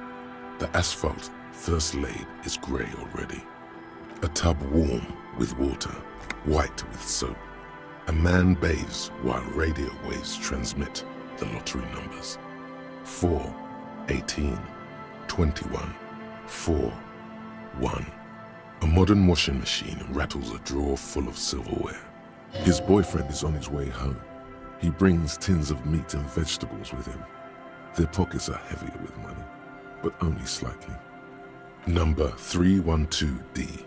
Young girls used to come here huddled up, hoping for more warmth than their thin coats give them.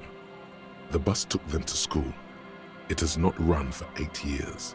There were not enough girls to sustain its cost. Craters pocked the surface. Children played in them until heavy trucks full of black pitch rolled in. The landowners have filled the craters with money. It is a vital artery of the flow of trade. There's one bump on the road. A dead dog lies flat about 200 paces away, right at the turn.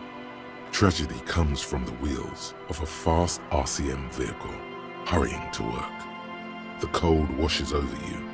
The sound of the sea has grown distant. The wind moves the aerosol. A detective stands behind the boom barrier. A breeze moves a curl of his hair.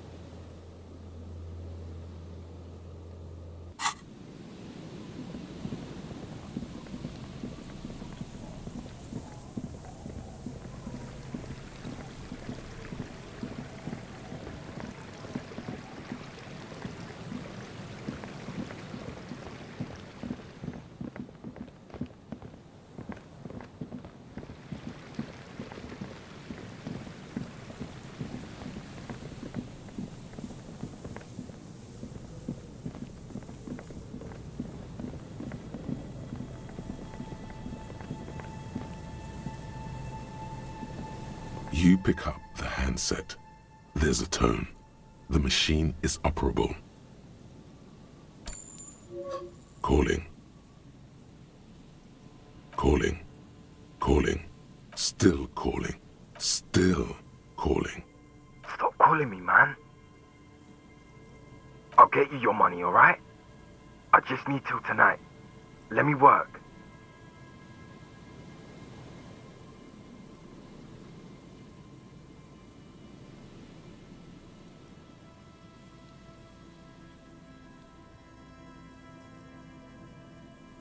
My debt? I don't fucking owe you. It's... Who is... never mind. I don't have time for this. He does not seem to be overly thankful of your kindness as he hangs up. Disconnect tone.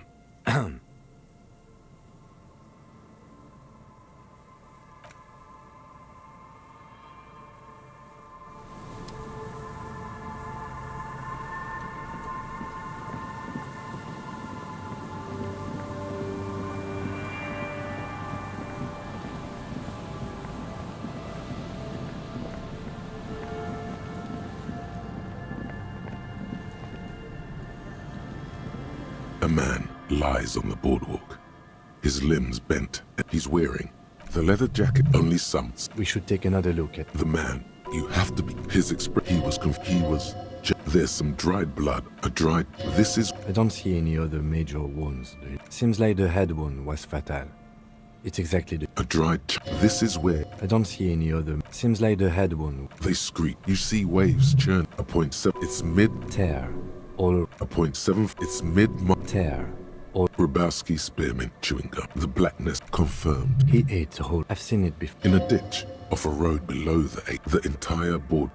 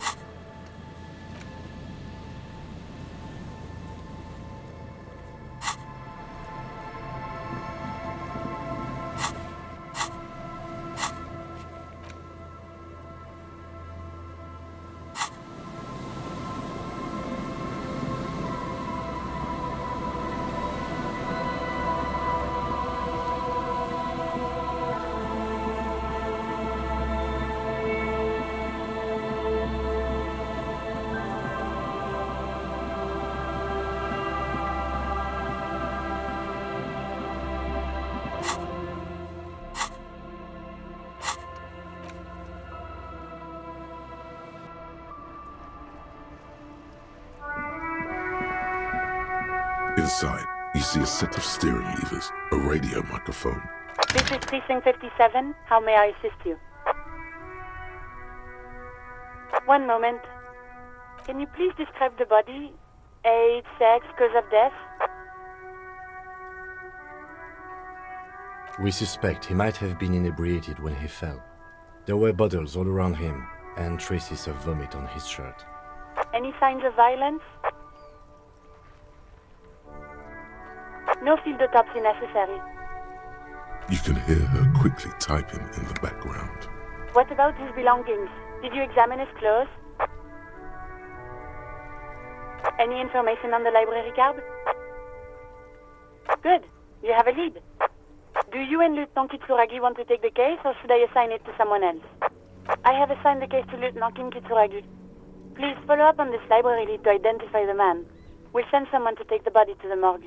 That's all for now. Thank you for reporting in. Is there anything else I can do for you? Something is wrong. Only static hisses through the speaker. No reply. Only the mindless drone of static crawling through the air. It's been this way for a while now. My guess is the Union is listening in on our conversations and jamming outward communications to protect themselves from Crenel. It only happens when someone mentions the attack. The rest is unaffected. Our best bet is to carry on like nothing happened. That is, if we don't want us cut off the grid completely. No more dangerous than stepping between 3 armed mercenaries and 8 Union men, I hope. I don't like it either, but that's the way it is. The street seems safe enough to me. If anything, taking out the mercs made things calmer. For now. You can try calling again. Just don't mention the tribunal. And remember, they are listening in. They're shutting you up, silencing you. Don't fucking drop your guard. Everything sounds okay. No drumbeat of total war yet. If anything, everything sounds too okay. In the cabin, you see a set of steering levers, a radio on a hook, a puller.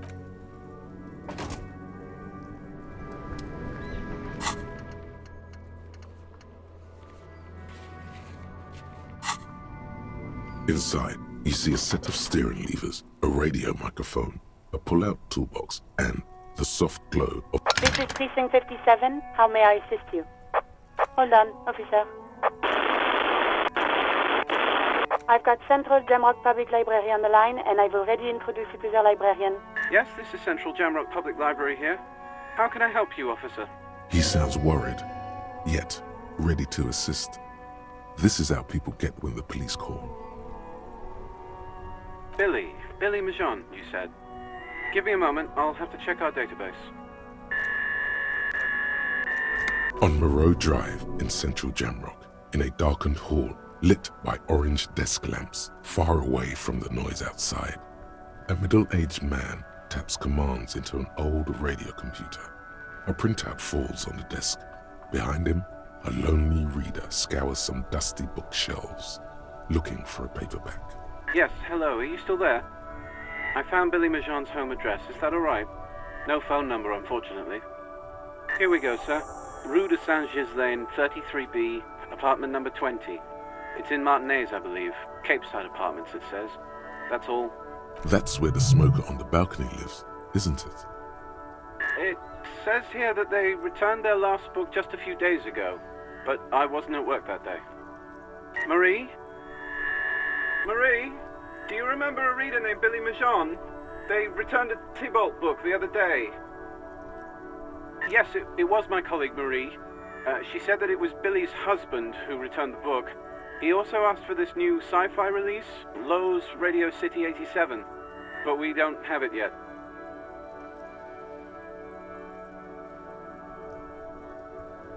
Marie knows Billy. She's been working here longer than me. Sometimes her husband returns some books for her.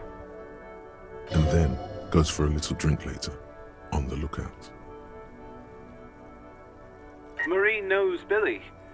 She's been... And then goes for a... Sorry, no. Marie only knows him by sight. Marie! She said it was an older man, and that she's pretty sure he'd had a drink or two the last time she saw him. 1 second. Sorry, Marie wasn't really paying any attention to that. Happy we could help. Goodbye, officer. Anything else you need from me? 57th, over and out. In the cabin, you see...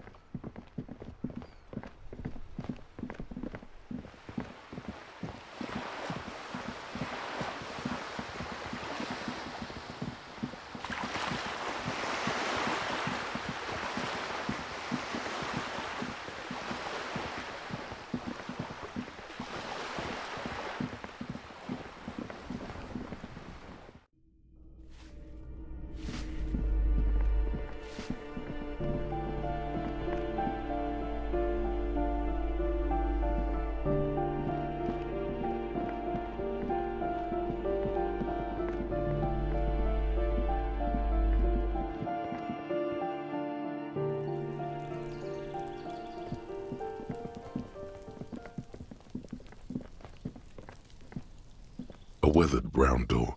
The number reads 20. Something smells good. The lieutenant motions to you to go ahead and knock. This is the door. You already know it's the right door. This is going to be so hard. Don't knock! Just leave! You don't need this! You don't need to sad it up! You're right. Let's talk this through. You hear light footsteps passing by the door and some folk music playing on the radio. We have our first preliminary identification. In all likelihood, the deceased is the husband of Billy Méjean. We need to confirm this, as well as deliver the death notification to Billy herself. Now, delivering a death notification is never an easy task. There's a reason why it's often called the most stressful part of our job. This is why it's usually done in pairs. You got this. I'll be monitoring reactions, ready to act if necessary. Dead? Just don't say that you know how they feel. You don't. Good advice. Yes, it's hard. But there is no easy way to handle this information. It just has to happen, as soon as possible. We can't. Someone has to deliver the news. Let's go. This only makes it harder. Here comes the pain.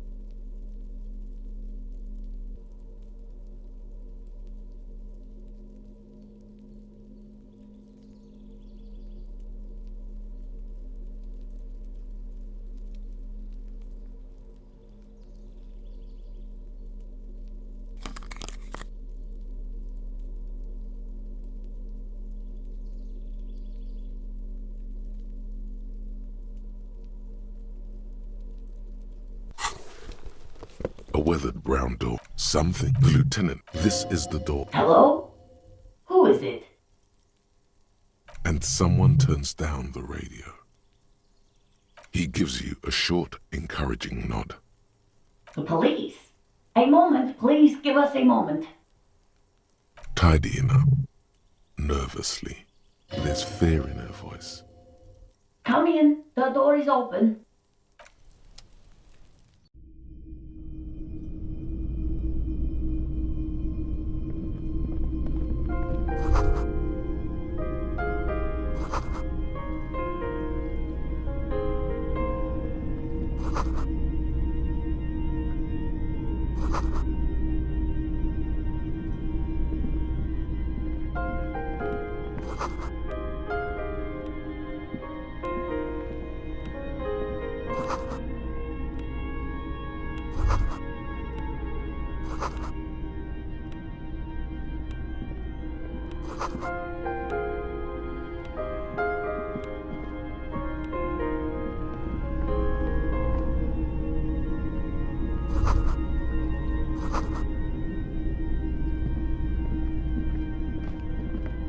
It's you from the bookstand.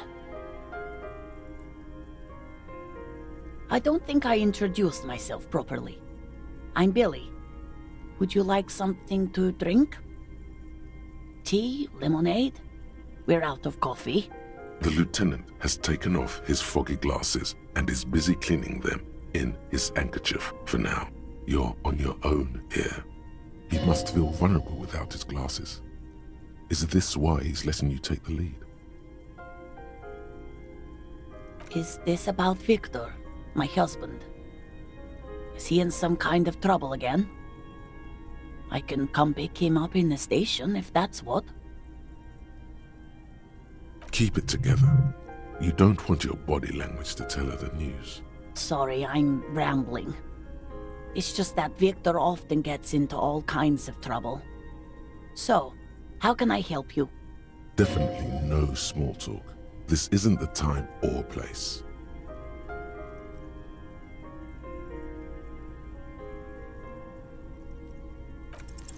You've done this before. Just keep your focus.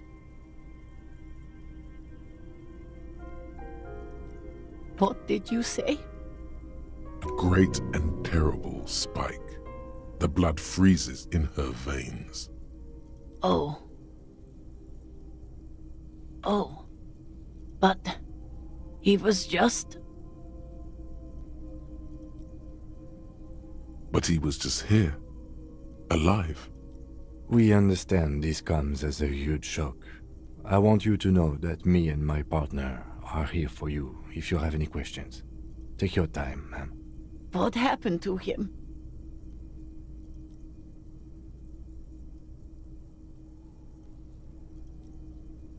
Was he drunk? I see. And you just found him there, lying in the cold. How long had he been there? If you say 2 days maybe, it will be etched in her mind forever. She blinks, eyes welling up with tears, as her hand starts searching for something from the pockets of her dress. The handkerchief.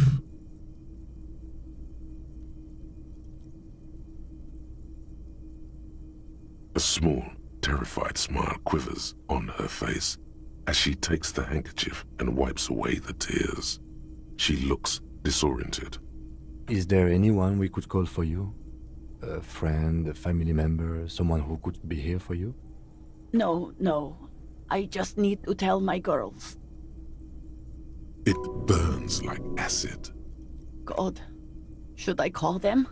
Should I tell them to come home? No. A day.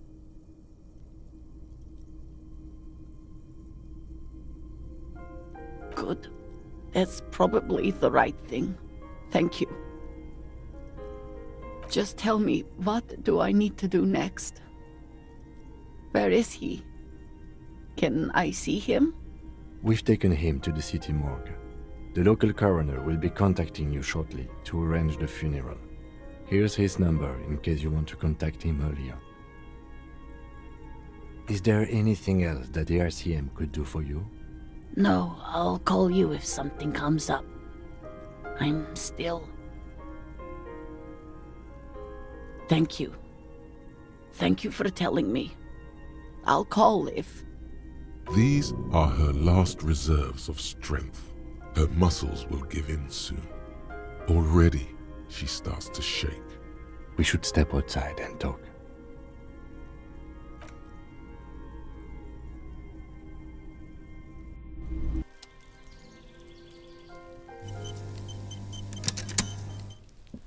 You did well.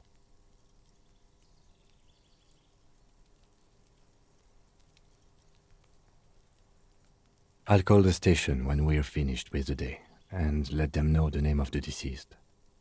That's it. We should get back to our case now that our duty here is done. They'll manage. They have to. It's not your place to live their lives. Let's go.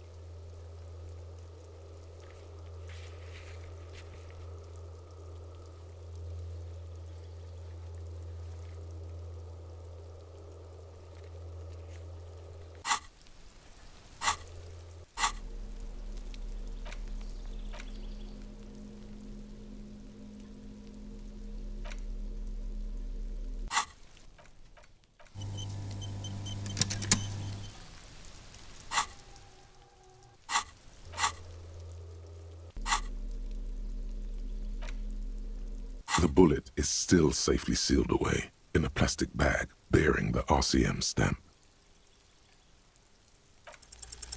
A rifle, revolutionary period. Your bullet looks to be an old 4.46mm from the surplus left over from the turn of the century. Probably an antique or a retrofitted antique. The 4.46 caliber was widely used with the Belmargrave rifle, a Revacholian manufacturer. The BM dominated the battlefields of the Insulindian theater of the anti-centennial revolution 50 years ago. Incidentally, you have just such a rifle with you, the dusty old thing you found hidden in the basement below the commercial area. It's unusable, sadly. If it were, the bullet would probably fit the chamber. No, but Zeliger, a major firearm manufacturer, ended up with a surplus after the war, so there are still a lot of these old military rifles floating around, usually broken. Antiques enthusiasts, guerrilla fighters in distant countries, a few lucky jamrock bangers. You're looking for the same thing you found in that hidden... What are you thinking? Bullet? Okay. And? An antique. That makes sense. There can't be many breech-loading rifles floating around in Martinez, or anywhere in Ravachol, really. I have to hand it to the monarchs. It's quite admirable that they took the advice of criminologists last century and banned the use of breech-loaders in peacetime. Some new RCM recruits get impatient with their muzzleloaders once they've trained with military-grade weapons, but they realize it's worth it in the end. Imagine if everyone, cops, citizens, had access to firearms that could shoot multiple rounds without pausing to reload. After the first shot, the second, third, and so on come much easier.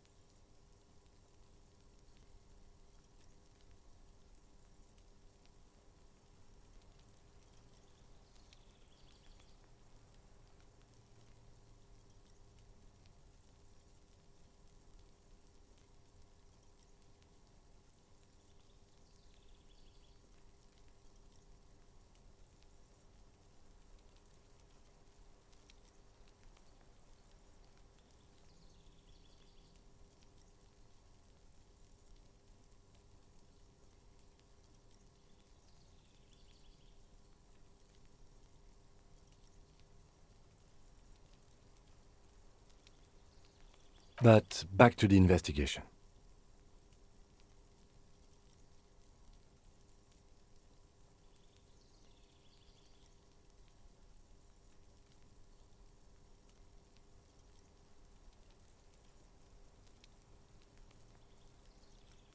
Mysterious?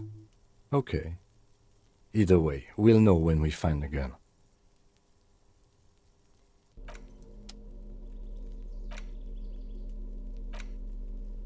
thick journal bound in brown.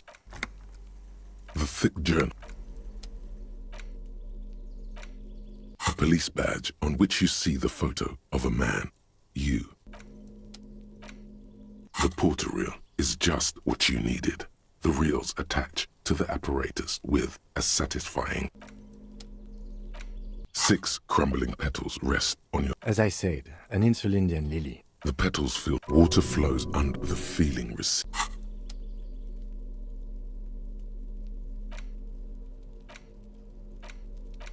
The note is written with a blue pencil on a...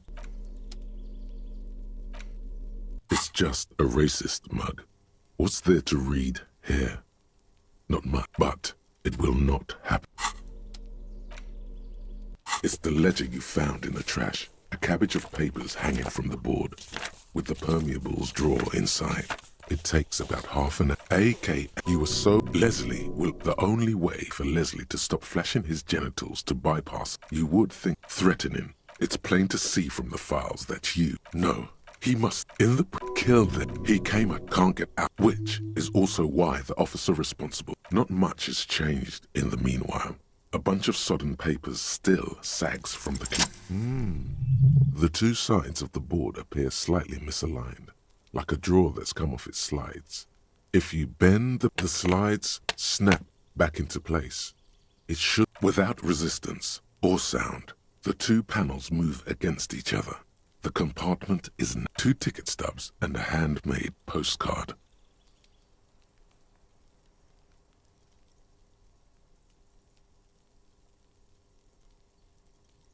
Two octopuses are smiling, reaching their tentacles toward each other in the colored pencil drawings. The tickets permit access to the zoo in Revachol East. The aquarium costs extra. These let you go there too. Thin wax paper has been glued to a piece of cardboard. Sounds like leaves rustling when you pick it up. You see violet flowers, floral patterns, patches of glue. It smells of chewing gum. Exactly like the gum wrapper you found. The same brand of chewing gum. Familiar handwriting lines the inside of the card. Harry, it begins. You're already reading. I wanted to write you a letter so you can read it when you wake up. Maybe it will make you happy. Throw it away, please. A merciful wind blows in from the bay of Revachol, dusting the ground at your feet and raising newspapers far away. You feel the card slipping into it. Let go. Frisson covers your entire body, a feeling of cold, a persistent chill. Your hands shake, holding onto it. Every morning when I step out and you're asleep behind me, it says, I find a little piece of sadness in me. I carry it in my chest, down Voyager Road. Every step I take, it grows. By the time I reach the fuel station, it has filled me entirely. I step onto the light rail and look back. Sparks fall from the bow collector.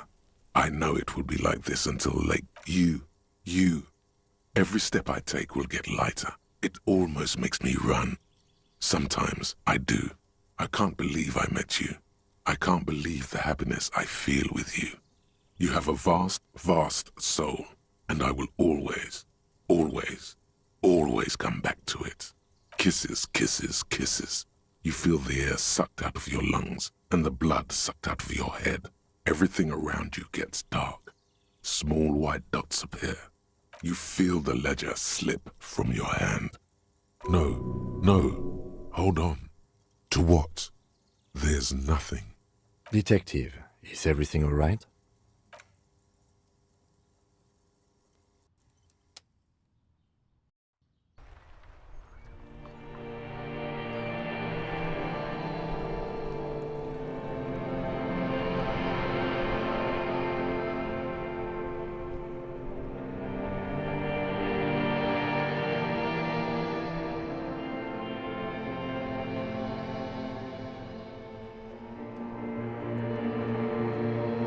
There is nothing.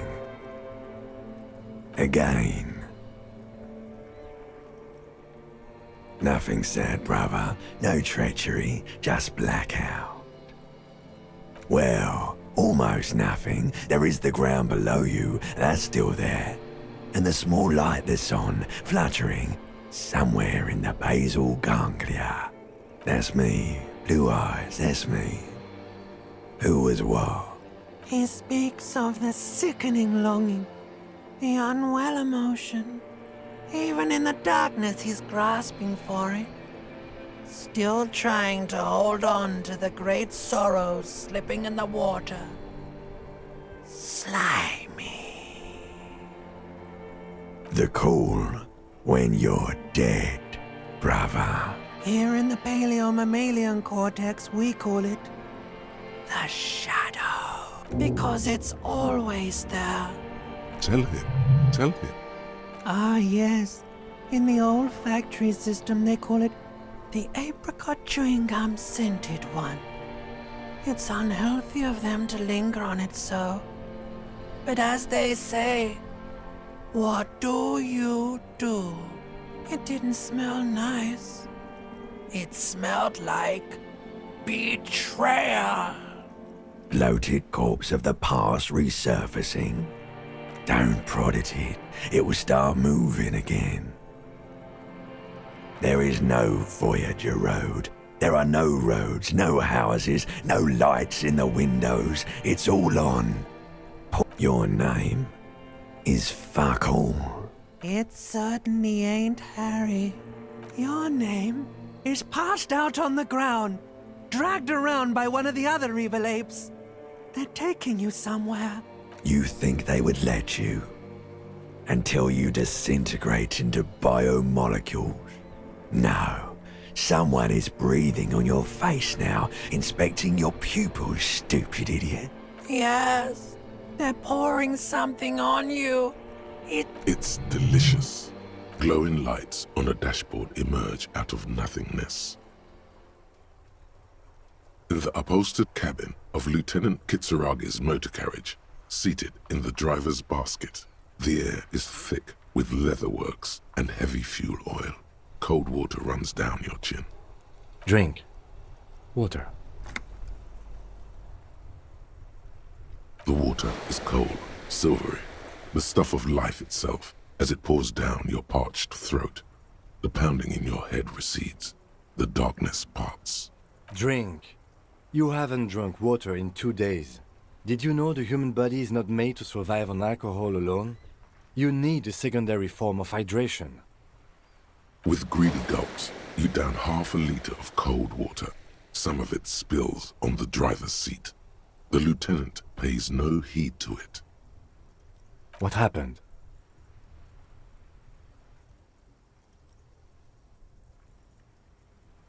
You were reading your paperwork. Then you passed out. I carried you to my kinema to take you to a hospital. Then you came to. 10 minutes, maybe.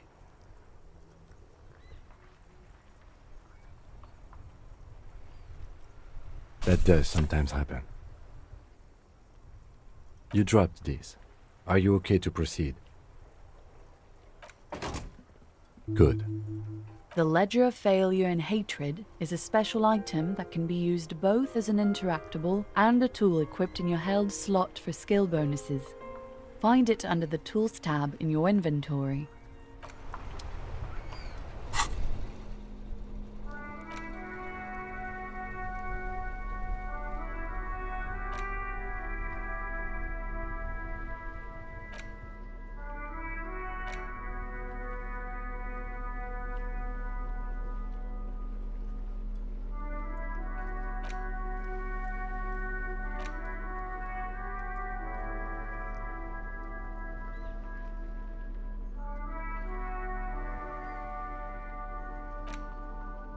There it is again.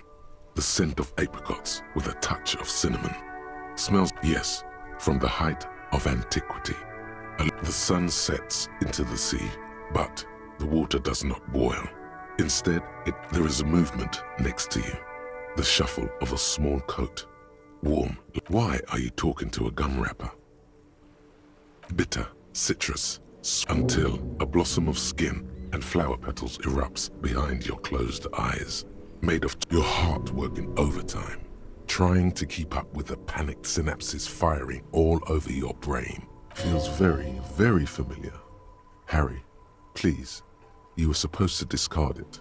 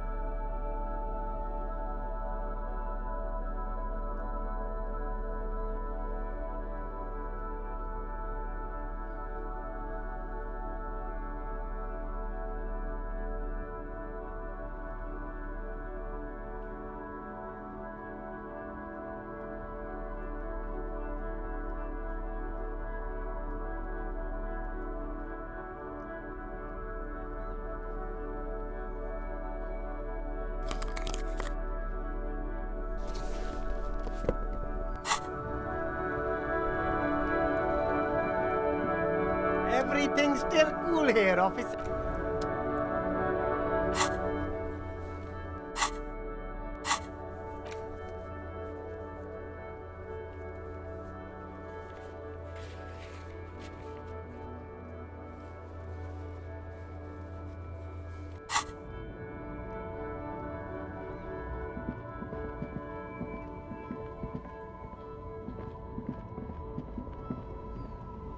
You keep coming back. Everything's still cool here, office. Me? It's a boring story, office. Very sharp. The apricot suzerainty is what the Seaguy archipelago is commonly known as in Revachol. No, speaking of... Well, if it's for his grandma... Everything's still cool.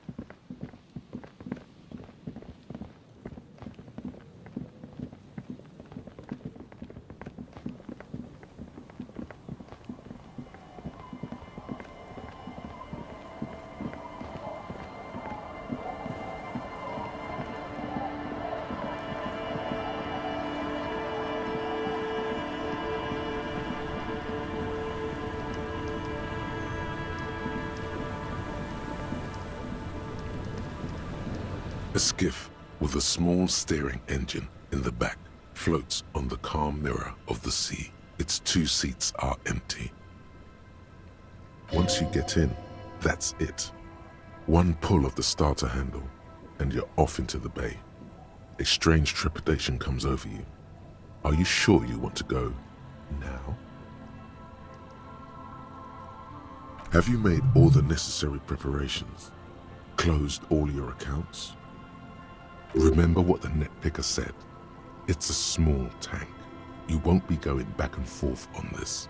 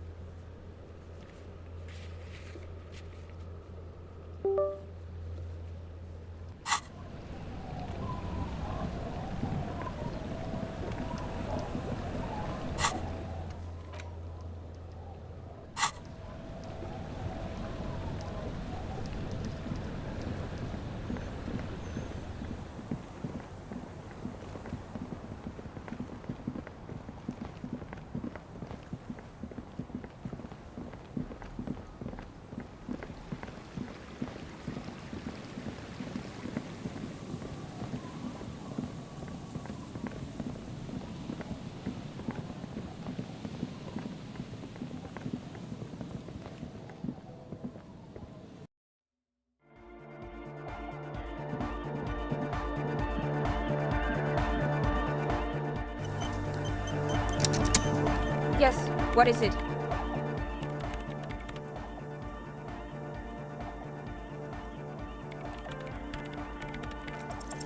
All you hear is silence in your head.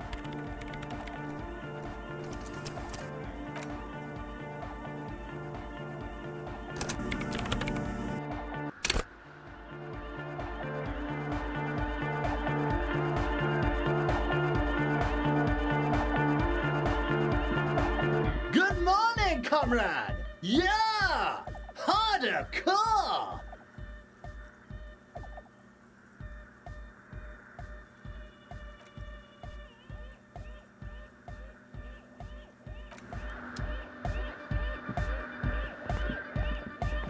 Yes, what is it?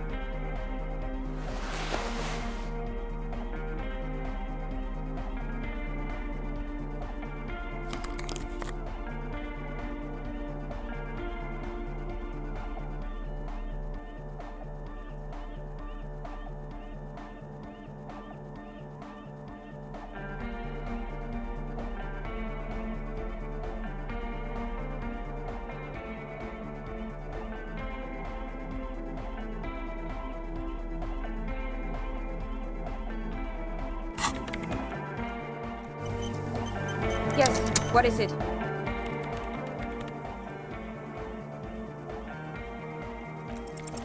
All you hear is silence in your...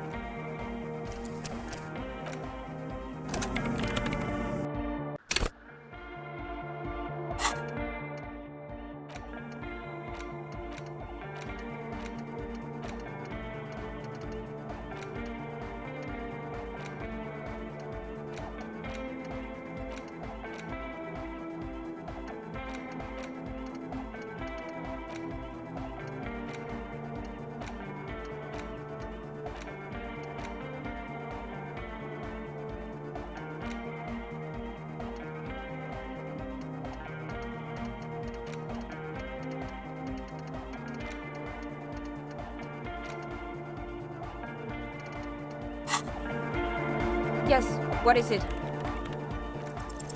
All you hear is...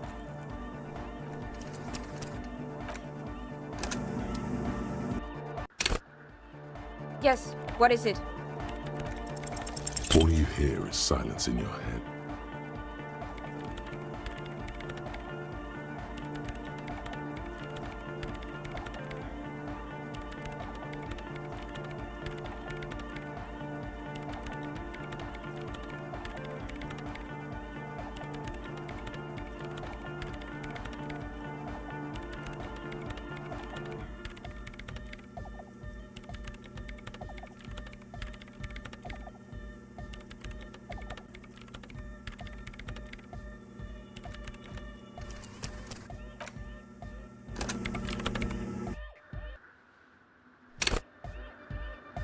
Yes, what is it?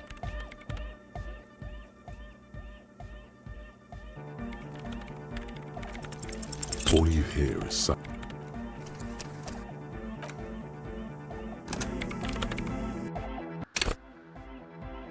Yes, what is it?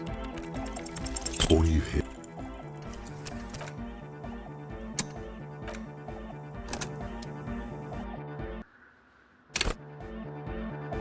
Yes, what is it? All you hear is...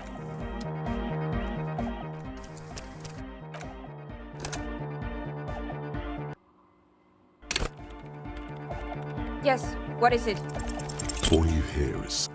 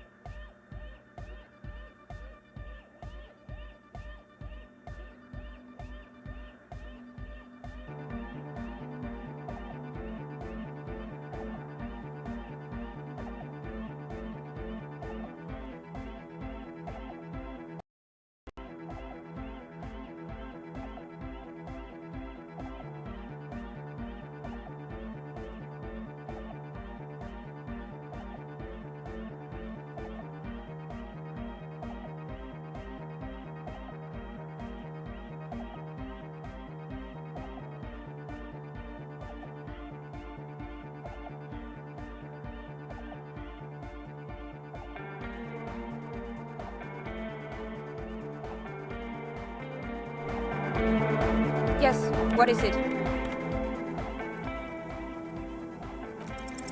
All you hear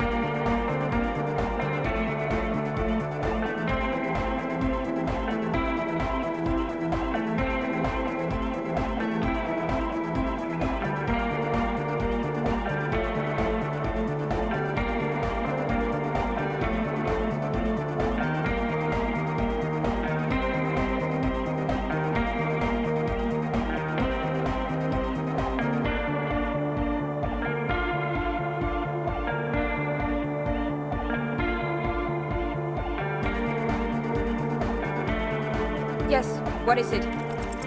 all you hear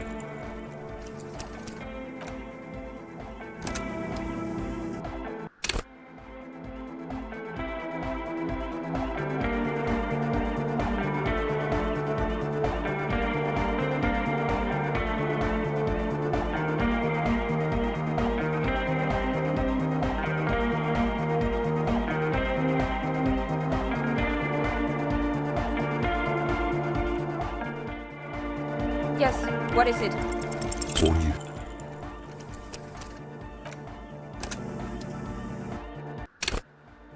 Yes, what is it? all you hear is silence.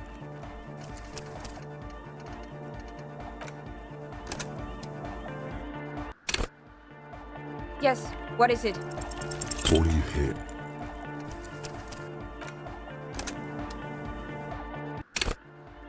Yes, what is it? all you hear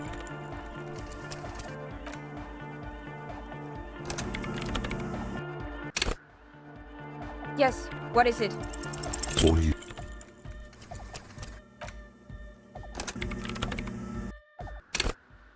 Yes, what is it? all you hear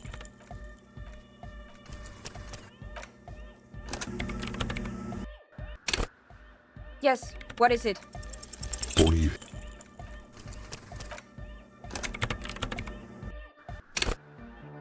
Yes, what is it? all you hear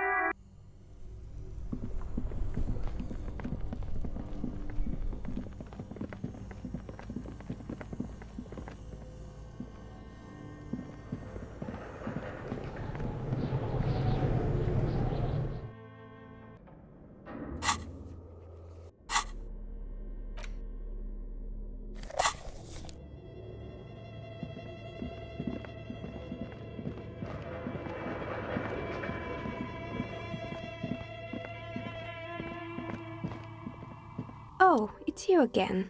I'm sorry.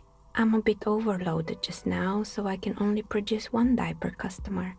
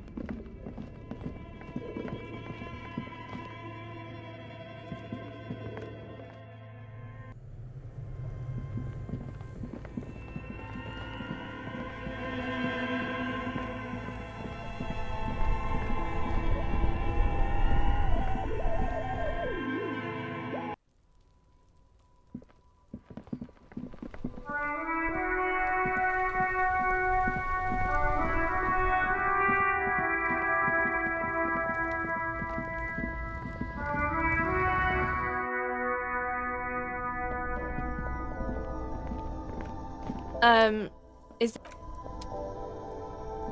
A colourful again, I'm obliged to inform you that both alcohol and cigarettes damage your health.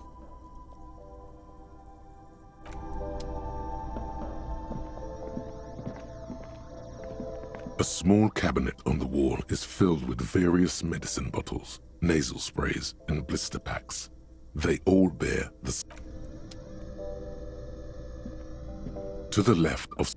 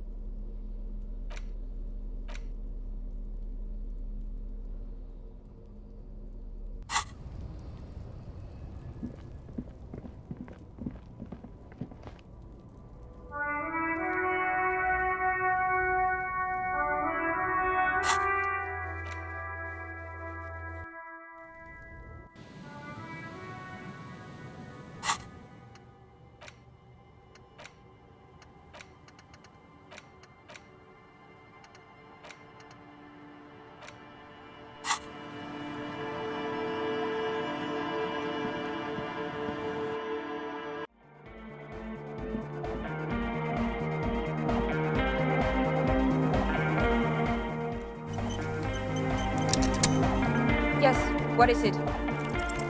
All you hear.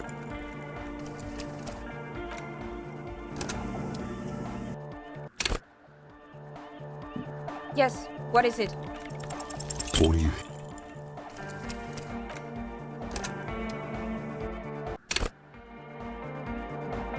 Yes, what is it? All you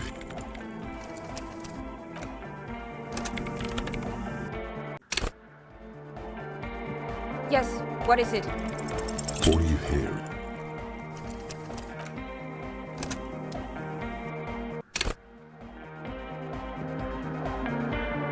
Good morning, comrade! Yeah! Harder car!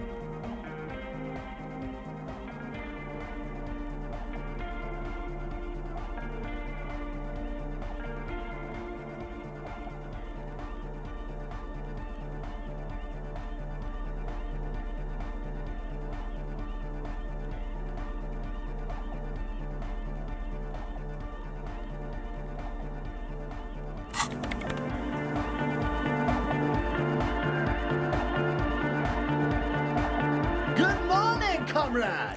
Yeah!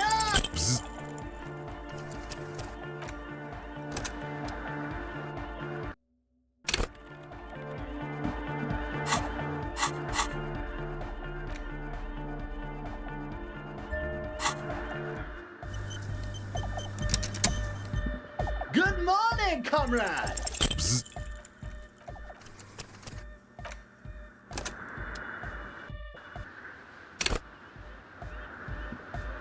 Good morning, comrade!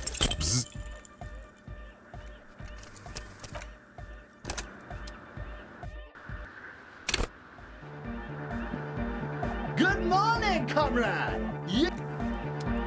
Good morning, comrade! Sidechain the beat. Listen, you can use the compressor to select between which track it's compressing, either the auxiliary signal or the main input from the tape. Make it alternate between the signals. The compressor controls the gain based on the level of the signal on the aux sidechain input. It will allow maintaining a loud sound without peaks that fill up all the headspace. Sidechaining it, you said? Then he puts on his headphones and his eyes go wide, wider than they've ever gone on drugs. He starts jumping up and down with bliss in total silence, still listening to his... Hey, what did you do to Egghead Cop Man? Did you break him?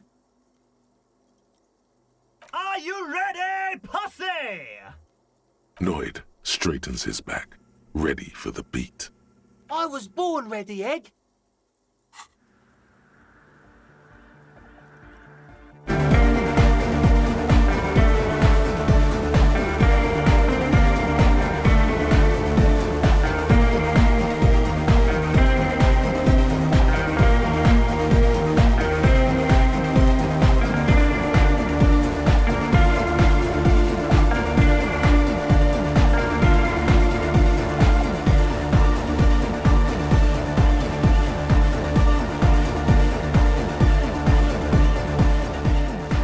The audio assault is glorious.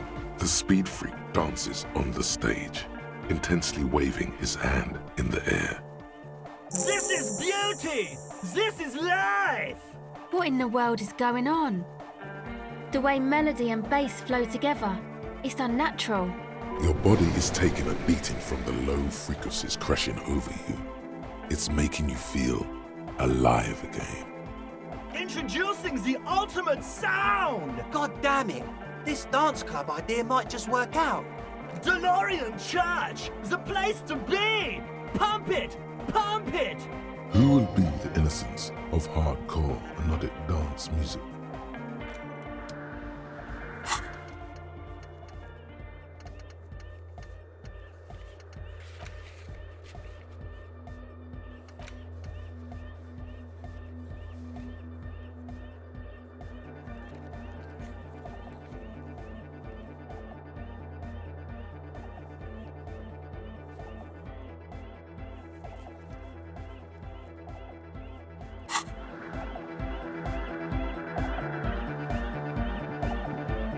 The mother of humanism stands above you, a precious and complex wax painting on a single... Why? That does seem to be a problem. Maybe you meant something else? I don't know. What are we thinking of? Part of your mind has gone on to other things already. Only a strange little sadness remains. The mother of humanism towers above you, a wax painting on a cracked pane of glass. Nothing has changed in her expression.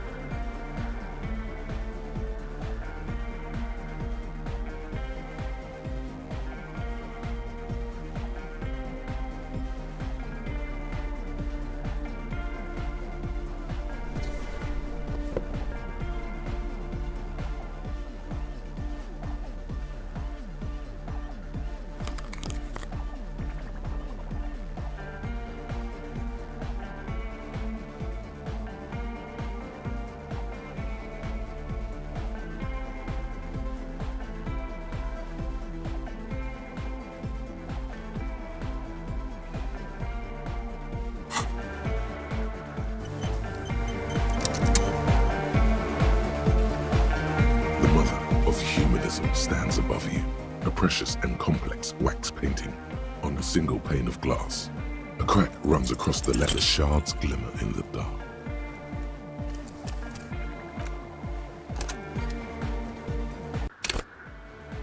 The mother of humanism stands above you, a precious and complex, the shards glimmer in...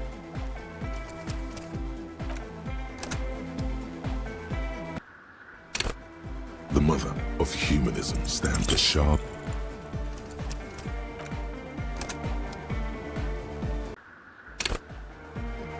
The mother of humanism stands. A jigsaw of broken shards falls into place in front of you. A ghostly reconstruction of the stained glass window. Before it was shattered, there was an older woman beneath the younger one, and a text, a leitmotif below them both. Unknown. something during the raid the lieutenant mentioned, or just hooligans looking for something to break. The escutcheon on her throne says, Irene the Navigator. She is depicted as an older woman wearing thick-rimmed eyeglasses, holding a golden rights apfel in one hand and a scepter. Small figures of wise men, common men, worshippers walk up the stairs to stand at her feet. Below both women, in luminous black letters, Après la vie, mort. And then along the left side, Après le monde, la gré. Après le death, life again.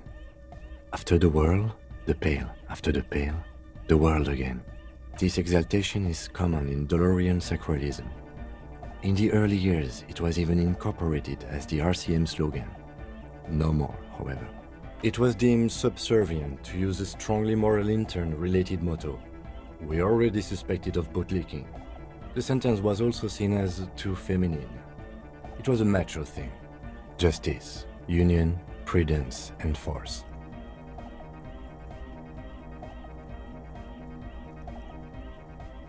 Not at all. The mother of humanism towers up. Why? That does seem to be a problem. The mother of humanism.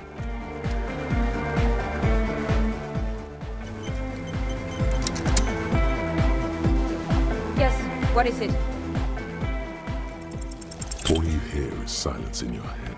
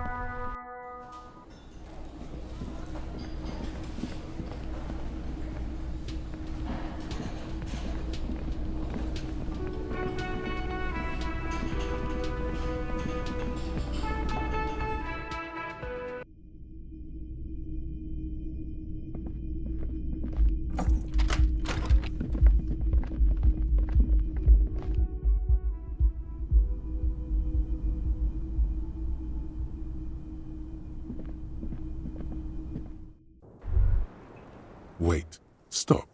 That man, bloated beyond all recognition, was 42? Below the damage, the weeks of decomposition, all the swollen indignity. How old are you? That's where this is going. 45,000 liters of raw alcohol has left its disfigurements. What lies beneath, you wonder? Huh? How old? 58? Actually, make that 54. Alcoholism has severely impacted your appearance. And I was wrong about the age of the deceased. Wait. This requires scientific measurements. To the laboratorium.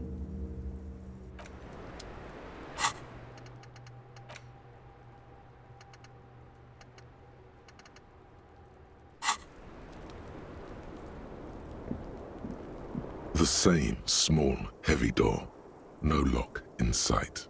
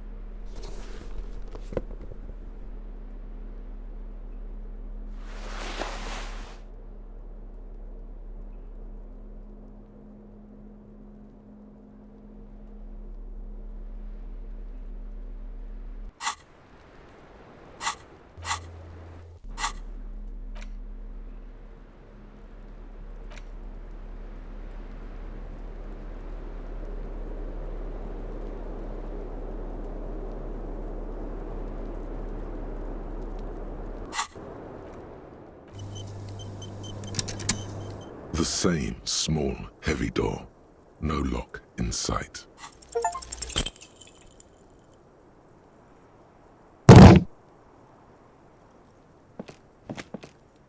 You kick it, gung-ho style. Entering the premises style. But the door fails to respect the force. All you hear is the bar rattling inside, laughing at you. The door has withstood your demolishing attempts. There must be another way in. Below, in the union box, was there something behind the window? In the hawthorn branches, brushing against the glass? No one knows. It is a fleeting feeling.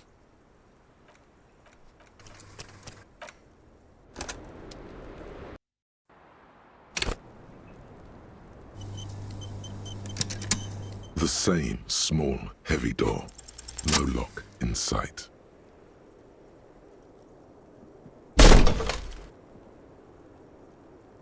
Something cracks inside. It is an unbelievably satisfying sound, filling you with a belief in your own body. Sounds like the property damage wasn't in vain, at least. Would it hurt to look in?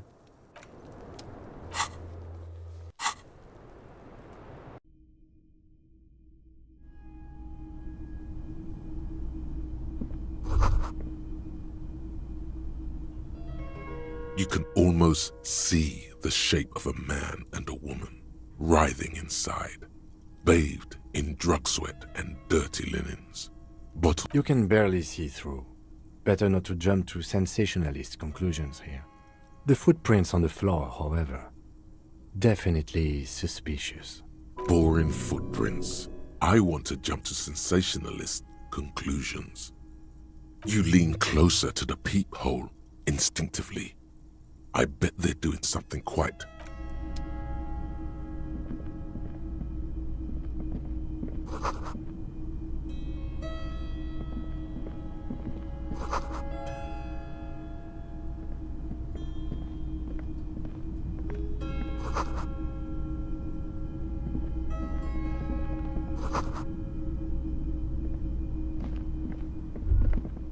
This seems to be some kind of workshop for fixing up pinball machines. The lieutenant looks around the dusty, crowded room, inspecting the tools on the shelf. At some point, 20 years ago, 15 maybe? Looks like it. I'm guessing Martinez North 22 used to be a pinball arcade before it became a hostel? A creek. Some downstairs in the hall, next to the main door. One of them even works. I've seen one of the hearties bang away at it. Remember the dice maker? Then that means... Ah, yes, as the novelty dice maker said. This has absolutely nothing to do with the case, I'm sure. But then it went bankrupt. If that's true, then our cafeteria manager is not going to like it. We should tell him. He does not appear to be the kind of man who likes his establishment to be part of a neighborhood ghost. Stupid superstition. But still, it's not a ghost story.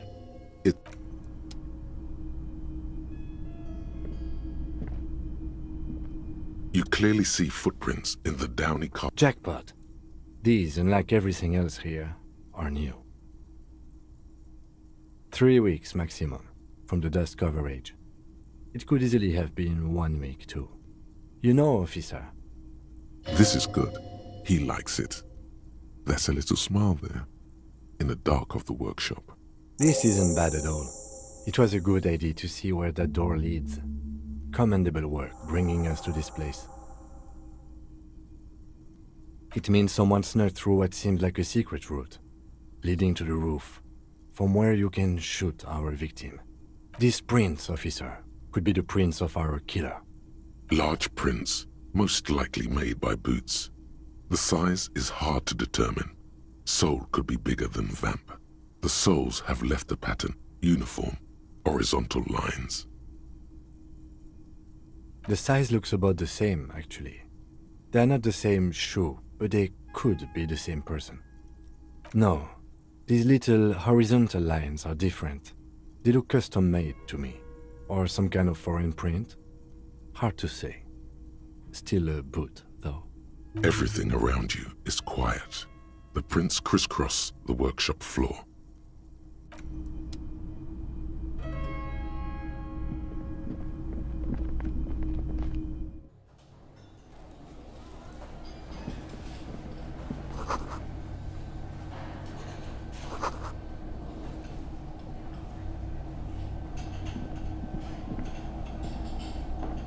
Over there, in the corner. Not just any pinball machine. This is the pinnacle of pinball. Cornelius Gordy and the Mountain Goats. It's the pinball machine. Gordy's Goats, a classic. A little. Feels like a lot. Too much to play it again. Ah, great. Cornelius Gordy and the Mountain Goats reads the golden lettering on top of the back box. This is get the game on, Fingerboy. Those flippers are ready. Above the painting of a moustache, the theme of the game is to explore the peak of the mountain, areas around the playfield. It takes a while to get into a rhythm, but pretty soon you're able to keep 3 goat-faced balls in play with relative ease. Go, go, Fingerboy. I feel sorry for the goats. If they only knew the kind of guy old Cornelius really was. The kind of a guy who uses the word savages a lot when recounting his travels. A masked nationalist. An avid huntsman too. He was often photographed in his dining hall, surrounded by wall-mounted hunting trophies from every continent.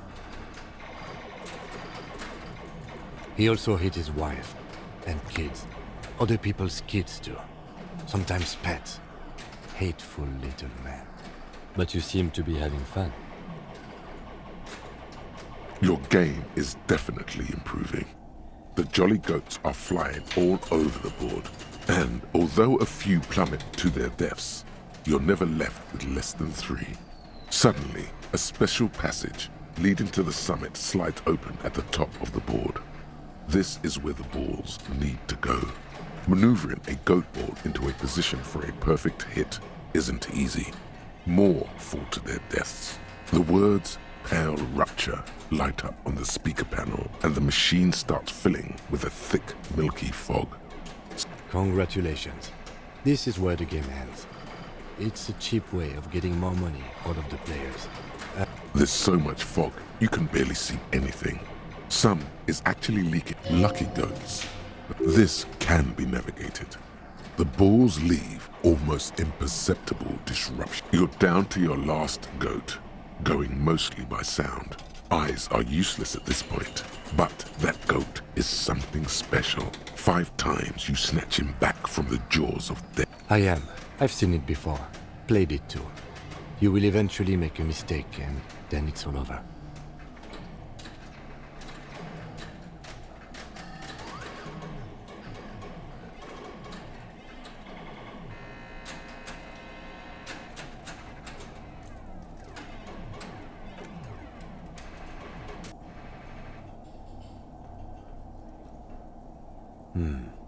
I've been wondering the same. There goes nothing, finger boy.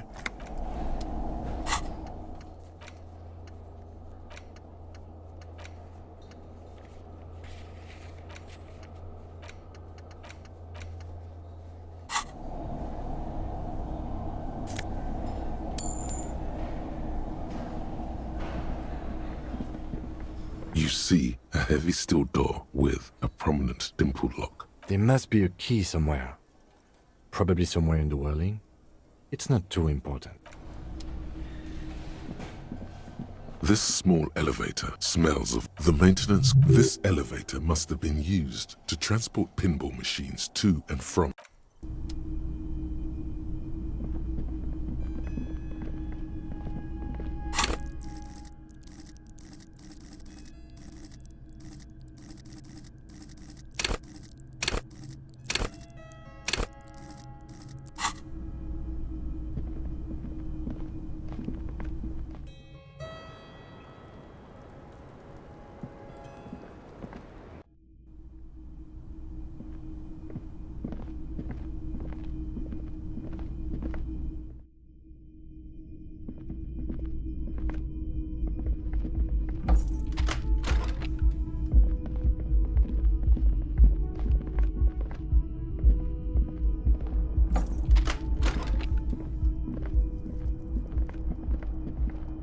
The fan stands still. The bed's a little...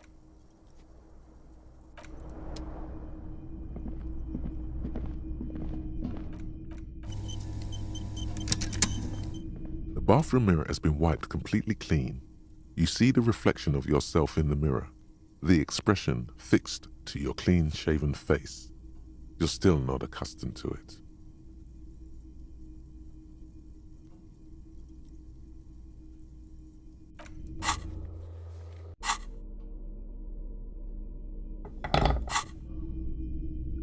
The bathroom mirror has been wiped completely clean. You see the reflection of yourself in the...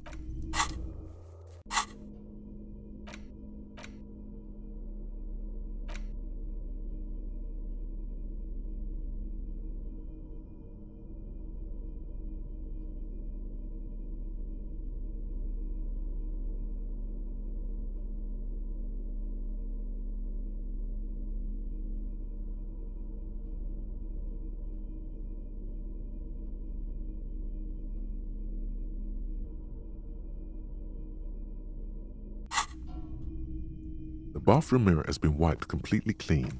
You see the chain cutters.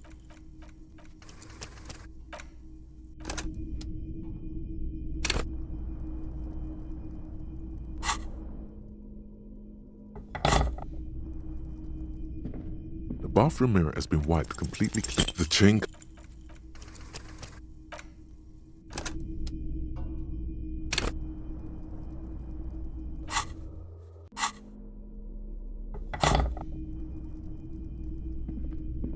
The bathroom mirror has been wiped completely. The faucet is quite terribly mangled, but you handle the chain cutters deftly, applying just enough pressure. Told you that you needed those chain cutters. The mirror begins to clear slowly without you having to wipe it.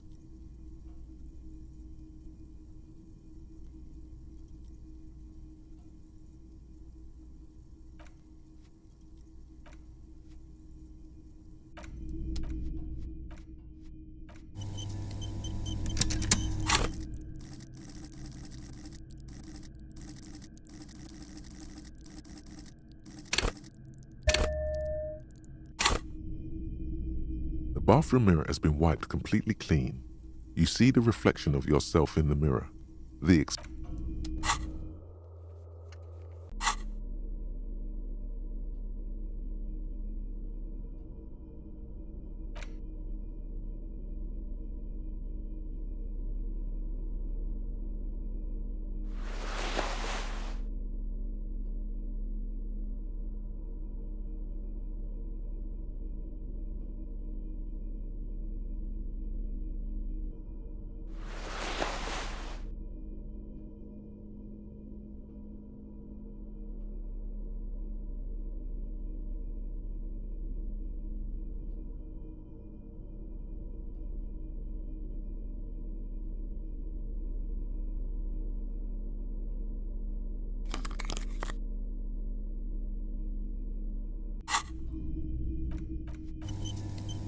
The bathroom mirror has been wiped completely clean. You see the reflection of yourself in the mirror. Still not happening. It won't.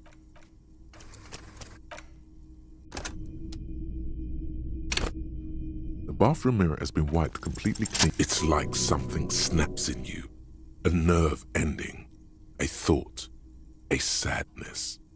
Your face in the mirror is suddenly clean of the layer that had distorted it for God knows how long. Just like that, it's over. The running gag that your life had become. A sad old man looks back at you.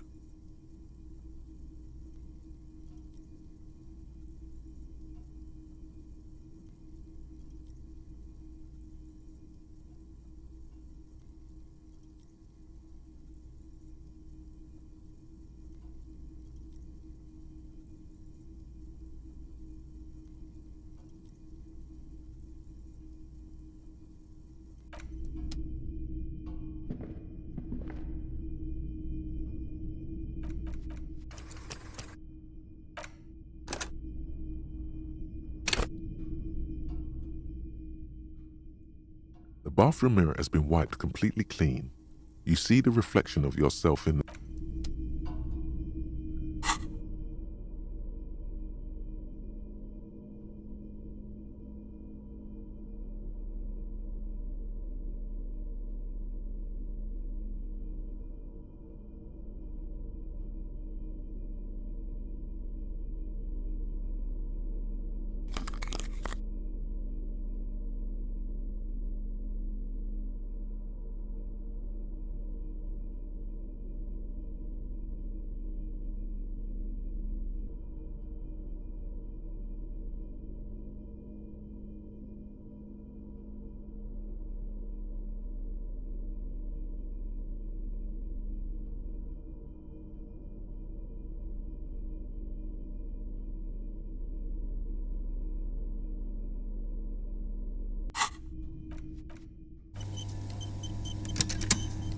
The bathroom mirror has been wiped completely clean.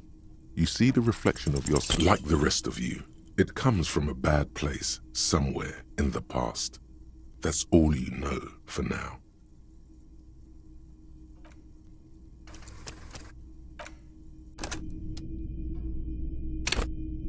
The bathroom mirror has been wiped completely clean. Like the rest of you, it comes from a...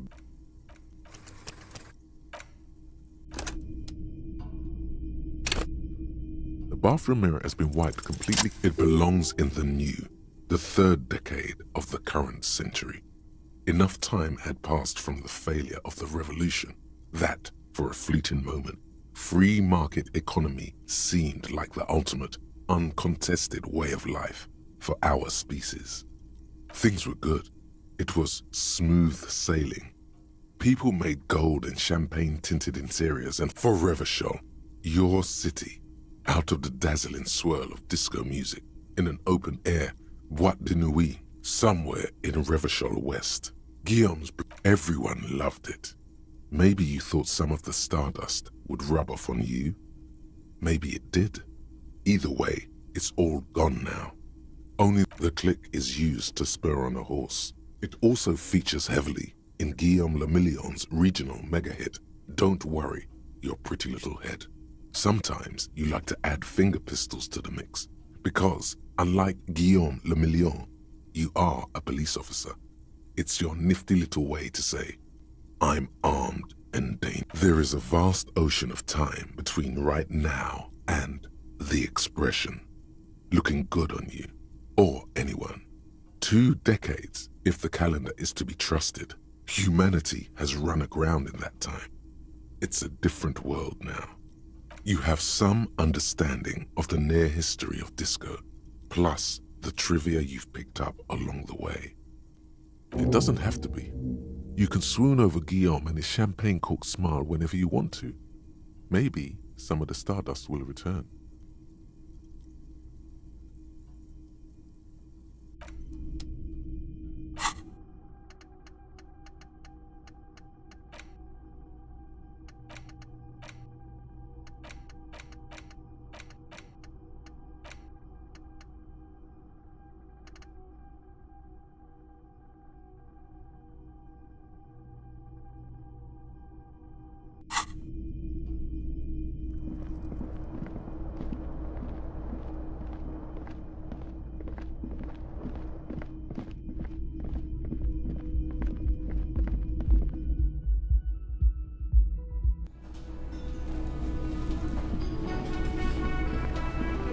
Is there something I can do for you?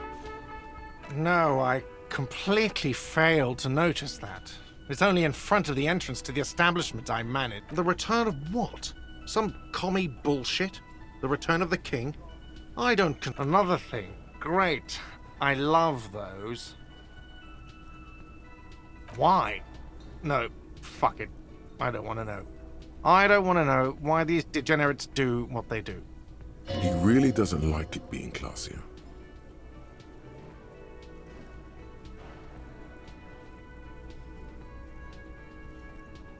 Yeah, well, she's not a guest, is she? Anyway, I'll forward that woman her bill and be done with it. Now, was there anything else? Oh, okay, well, I did hear you make noise back there, so good for you. He's really holding himself back here. It takes a lot of willpower not to ask. Obviously, he's been wanting to know what's behind the door. Okay, what is back there?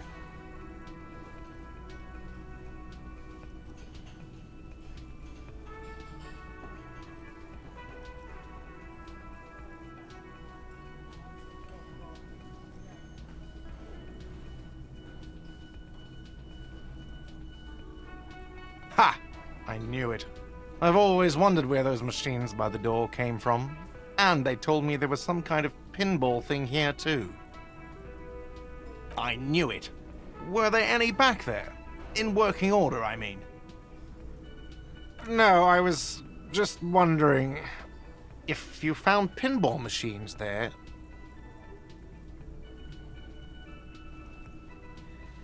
Those machines are whirling property.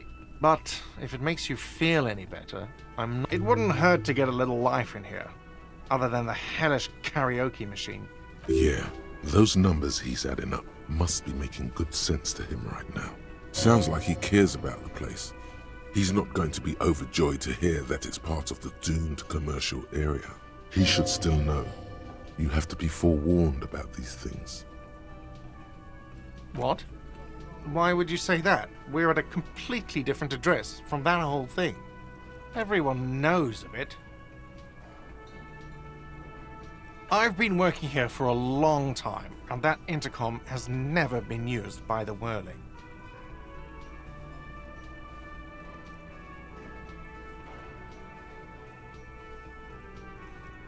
Does this look like part of a doomed commercial area?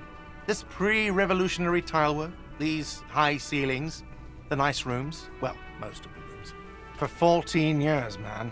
That's how long I've worked here.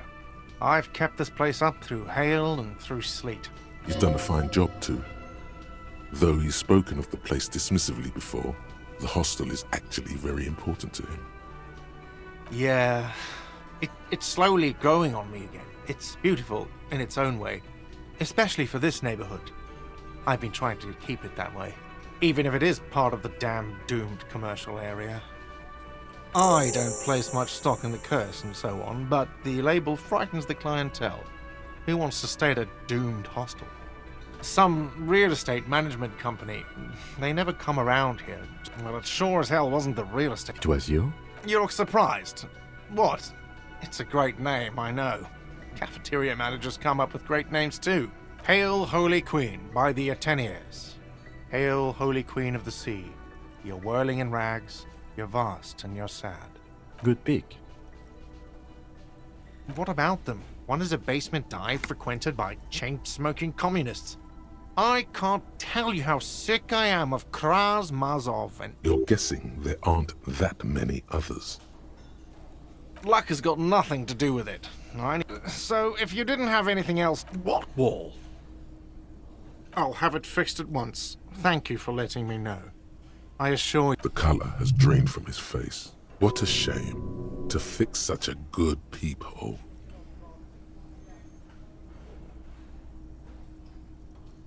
Absolutely not. Fuck you for even implying it. It wasn't me. It wasn't my staff. The establishment will look at it and ascertain what it was. Sir, he was only asking a question. It's his job and mine. See that it's covered. Yes, I absolutely will. Sorry, it's been a bit of a day. And now a hole in the wall. Absolutely not. That would be idiotic. I have no idea why you're even saying this right now. In your defense, neither do I. Thank you. I'll patch it up personally. Was there something else about the... Yes?